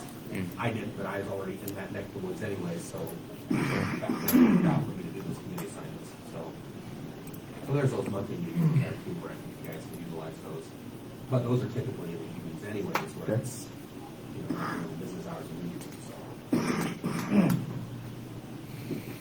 And I think, yeah, Tahoe might be a little bit of an overkill. Yeah. When I pull up onto someone's yard to do their inspection of Tahoe, and you can be with me on that one. Did they give you fleet? I don't think they gave you fleet pricing on that pickup. Pickup. There It is, seemed a little high. there is no way. I know a co-op today can go out and buy a 3/4 ton pickup for I $35,000. know, that's, Well, that one's not available. right. Yeah, I'll double check with that one. That was the trim on that one, Trail Boss. yeah. It's probably a little We more certainly than, don't need No. bells and whistles either, so. We just need something that we can pair with them. And like I said, that SLE that they were giving you originally, that quote for 31, that vehicle's no longer available For the train. for the terrain yet. But Would once you- again, it's not like that'd be the only one. right. No, If, just tell me what I need to do. we've looked at, all of these have been state bid pricing, but as long as we have 3 comparable bids under 50,000, it doesn't have to be state bid, correct? Right. Can you call Woodhouse? I'm gonna ask you for one more. I would quote Woodhouse because they do have all the different brands there, and they probably have the largest inventory For what? for fleet Please. vehicles. Half-ton truck? Yeah, to me that's still in my guts. What I say we need for a second vehicle is a pickup of some sort. Is it, I bought a Ridgeline, which is a smaller pickup, sitting right out in front, and it certainly cost under $40,000. And it's loaded. I don't know. I suppose where I was gonna go was like, say, a Colorado is a smaller yet truck, but then, then we're back down to that smaller, and I don't know if they're any cheaper. But that would be an option to look at, see price point wise where they're at. Well, and you probably don't want something too big where it's easy to get in and out of too for Right. veterans or even just county employees as well. So Let's do this. Let's have a motion on whether we're gonna have a second vehicle or not. And that motion in that second vehicle can contain what we want to see in a bid and or state pricing. That way we know if we're gonna buy a second vehicle, because I haven't heard consensus yet. Right. Yeah, I get it. I get A it. vote on it, and I don't wanna keep telling Kurt to Right. go get, And go then- get, and then Right. all of a sudden we're 1st of December. Nah, we ain't doing that. I hear you. Let's I hear you. go ahead and I'll entertain a motion on whether the county is gonna purchase a second vehicle and instructions in that motion of what we want to see, and then there'll be discussion on that. How's that sound?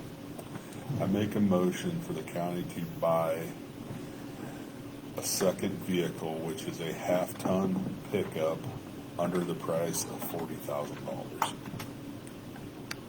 I'll second it. There, we got a motion, we have a second.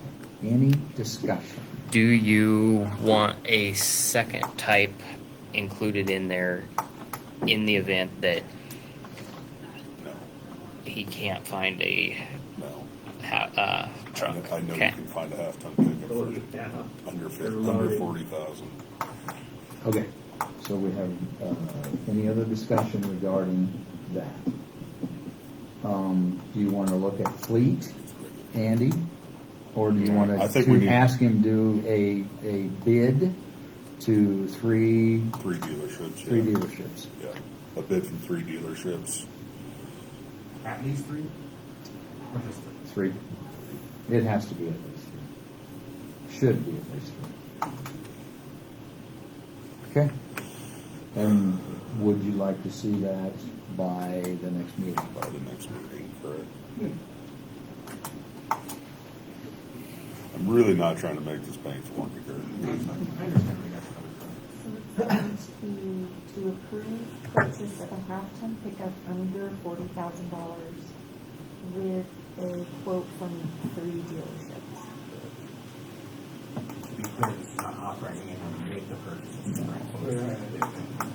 It's to bring bids forward, but it's saying this board, if it votes on it, says we're gonna do a sale. And it's gonna be a thing, because that's what I heard. So it's Any other not- So discussion? it's not a purchase. No. Did you want that covered on there too? No, I don't care. Okay. We can accessorize it later for all I care. Any other discussion? Yeah, no? No? Mary, roll call, please. Bowman. Yes. Sykes. Yes. Brooks. No. Ott. Yes. Overmeyer. Yes. Okay. Kurt, thank you. Dinsdale's does a huge fleet. Woodhouse does a huge fleet. And Sid Dillon would be the three I would go after. Okay. Next up, we are going to discuss and act the treasurer's 2022 distress warrants, delinquent personal property tax, including mobile homes. Where did they just? And under statute 77-1738, as you guys seen in the paperwork, the distress warrants were issued, handed over to the sheriff's department. The sheriff's department collected $54,370.09. Unsatisfied is $2,265.42, with the amount to be stricken as per state statute $1,263.52. I almost said it wrong there. Under that statute, the county board shall cause delinquent taxes on personal, mobile homes, cabin trailers, manufactured homes, or similar property assessed and taxed as improvements to leased land to be stricken from the tax list. So that's the main thing we're doing here, is accepting the report and then allowing those amounts of two parcels, 4236, 122116, to be stricken. So that would need to be in a motion, please. Motion to accept 2022 distress warrants and delinquent personal property tax, including mobile homes. Second. Okay. Got a motion and a second. Oh, we had one. Oh, you He's got pretty it. quiet over there. Okay. Sorry. Any other discussion? Roll call, please. Brooks. Yes. Bowman. Yes. Ott. Yes. Sykes. Yes. Overmeyer. Yes. Okay, and then, seems a little redundant on this one, discuss and act on drawdown number 14. We have approved the vendor, which means we approved it, but this will be formal action to do that. I'm just here to say please. You're here to, Just in case. okay, we just got done. We just Oh, got perfect. done. Oh, You're by good. the time I walk Gotta walk quicker. Perfect. Did you have anything to add? No, just that it basically, it's not necessarily that we're taking them off completely. It's, if they decide that, if we can get a hold of them, we will collect the taxes, but it's so that we don't have to use our resources to contact them. So Although by that statute, we are striking them. they're not completely off the tax list for another 10 years. Okay.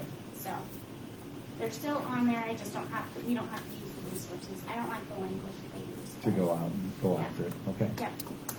Okay. Thank you. Thanks, guys. Move to approve the drawdown for the owner occupied housing rehab program. Thank you, Andy. Second. Thank you, Leroy. Any other discussion? Roll call, please. Bowman. Yes. Ott. Yes. Sykes. Yes. Brooks. Yes. Overmeyer. Yes. Last, other than committee reports, discuss and act on designating commissioner to authorize NACO conference voting. It's obviously something that's done every year. Not only do we authorize a voter, but then we put a second in case the authorization was not able to make it for sickness or whatever reason.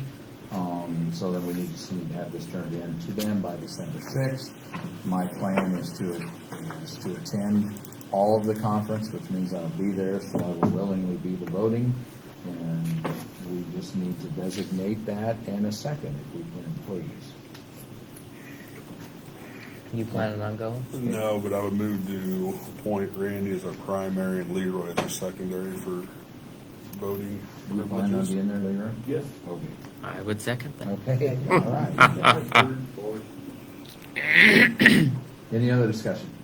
Roll call, please. Bowman, Yes. Brooks, Yes. I, Yes. Science, Yes. Obermeyer. Yes, okay, we are there. Unless I missed something, I don't think I did. Committees, anybody? Had a Blue Valley Community Action meeting, actually the night after our last commissioners meeting. Nothing really to write home about outside of, we did have one property, low-income house that is actually in this town that was vandalized sometime between the end of June and last month. Someone busted a water pipe, house filled up full of black mold. Insurance is covering all the physical damage, but they will not cover any of the mold issue, so there's going to be a bill on that, but I think it's probably already taken care of by now. So that was a really noteworthy takeaway that affected our area. Anybody else, Daniel? York Area Solid Waste Agency, YASWA, is that how they call it? We had I don't know, is it a yearly board meeting? Had an update from Public Works Director, I never can say his name. James, thank you. I always want to call him John Paul.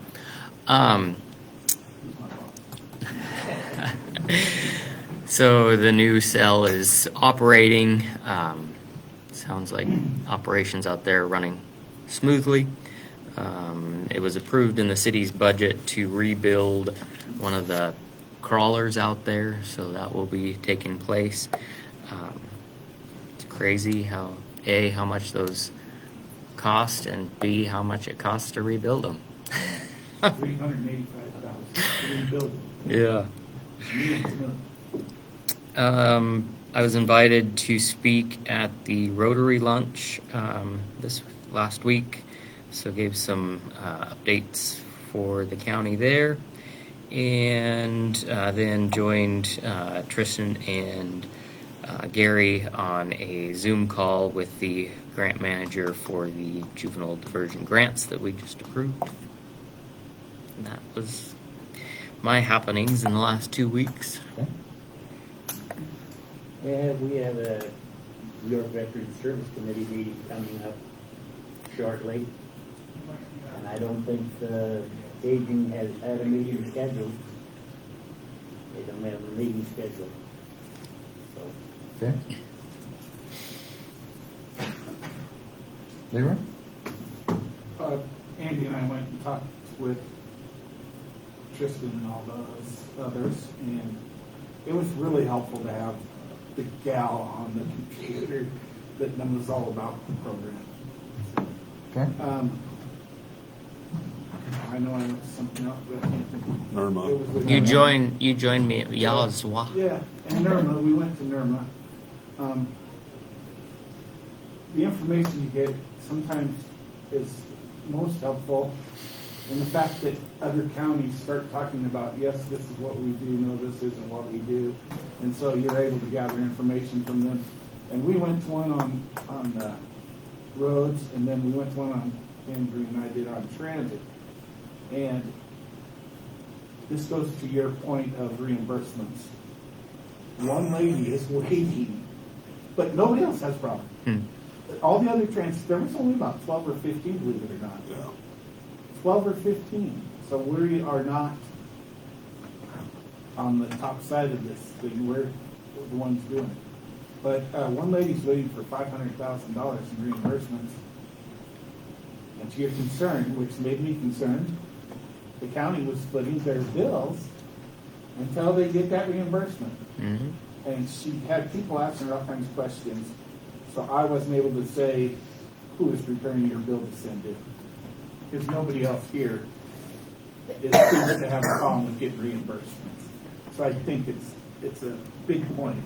who's submitting those bills to get reimbursed. Yeah, it was interesting. There's, of the public transit, there's a lot of counties that do stuff together. Kimball County, who runs their program, basically it sounds like they run the whole panhandle of the state. And the most interesting thing about what they do is they offer, it's not busing service, but it's child transportation to and from school. And there's a whole lot of other regs that fall in once you let someone under the age of 16 on your vehicles. But I think they run a fleet of 12 buses. Yeah, vans, not buses. Yeah, vans. It was shocking to me, I guess. And then the other shocking thing I took away from NERMA was, to your point earlier, Andy, with having an engineer, if you're going to put a stop sign or a yield sign or any speed control device in the ground, you probably want to have an engineer stamp on it, just to cover yourselves. They just have to know who to shoot. Exactly. I mean, So as first-time attenders, yeah, good conference. Oh, yeah. and Got a lot of it. I've always appreciated everything NERMA has done for us. And, Yeah. they usually have some pretty good presenters. You know, there's not everyone's a home run, but they're pretty good. Okay, is that everything? There's going to be some stuff coming forward. I won't. I was at NERMA too, and you heard me say I visited with Adrian Smith. What's going to be coming forward in the next couple of meetings is the insurance committee did meet, and the insurance/handbook committee did meet. We're looking at that. We will meet again next week, and then hopefully that will be 2 discussion items this next month, probably on both, the 12th and the 29th. We'll need to make a decision by the 29th so we can have that done. So that will be coming forward. One of the other ones is I was visiting with Steve Severson again. He's with Davis Design. This has to do with sprinkling the jail. And that will be coming forward at the next meeting also. And actually, Steve will be here to join us for that. And then as we discussed earlier, we'll need a couple volunteers to work on the committee with the property tax administrator. So if anybody is so wishing to do that, please reach out. And so we can get that kind of behind us also. And then I'll get that PDF for the general assistance to everybody, so we have that taken care of. Other than that, I haven't talked to Brian yet this week. I know he's going to continually get on so we can get the windows. We did hear back from problems with the air quality or anything else upstairs, so it's just a matter of continuing. I see they had the front of the medical clinic tore apart up there, and I see they're adding on to their building down here, like tripling the size of their building, so I assume that things are kind of crazy in their world too. Brian will continue to be on that. So, and we do have, just a reminder, that planning and zoning will be getting together on a regular basis next month. I keep thinking it's November already, but that doesn't have to go Friday. Next month, and I believe it's the third Monday that is the plan for them to be getting together on a more regular basis now. So getting kind of excited to see that maybe enter its final stages, hopefully after years. Okay, Mary, did you have anything to add? This room turns into a voting booth when we leave it.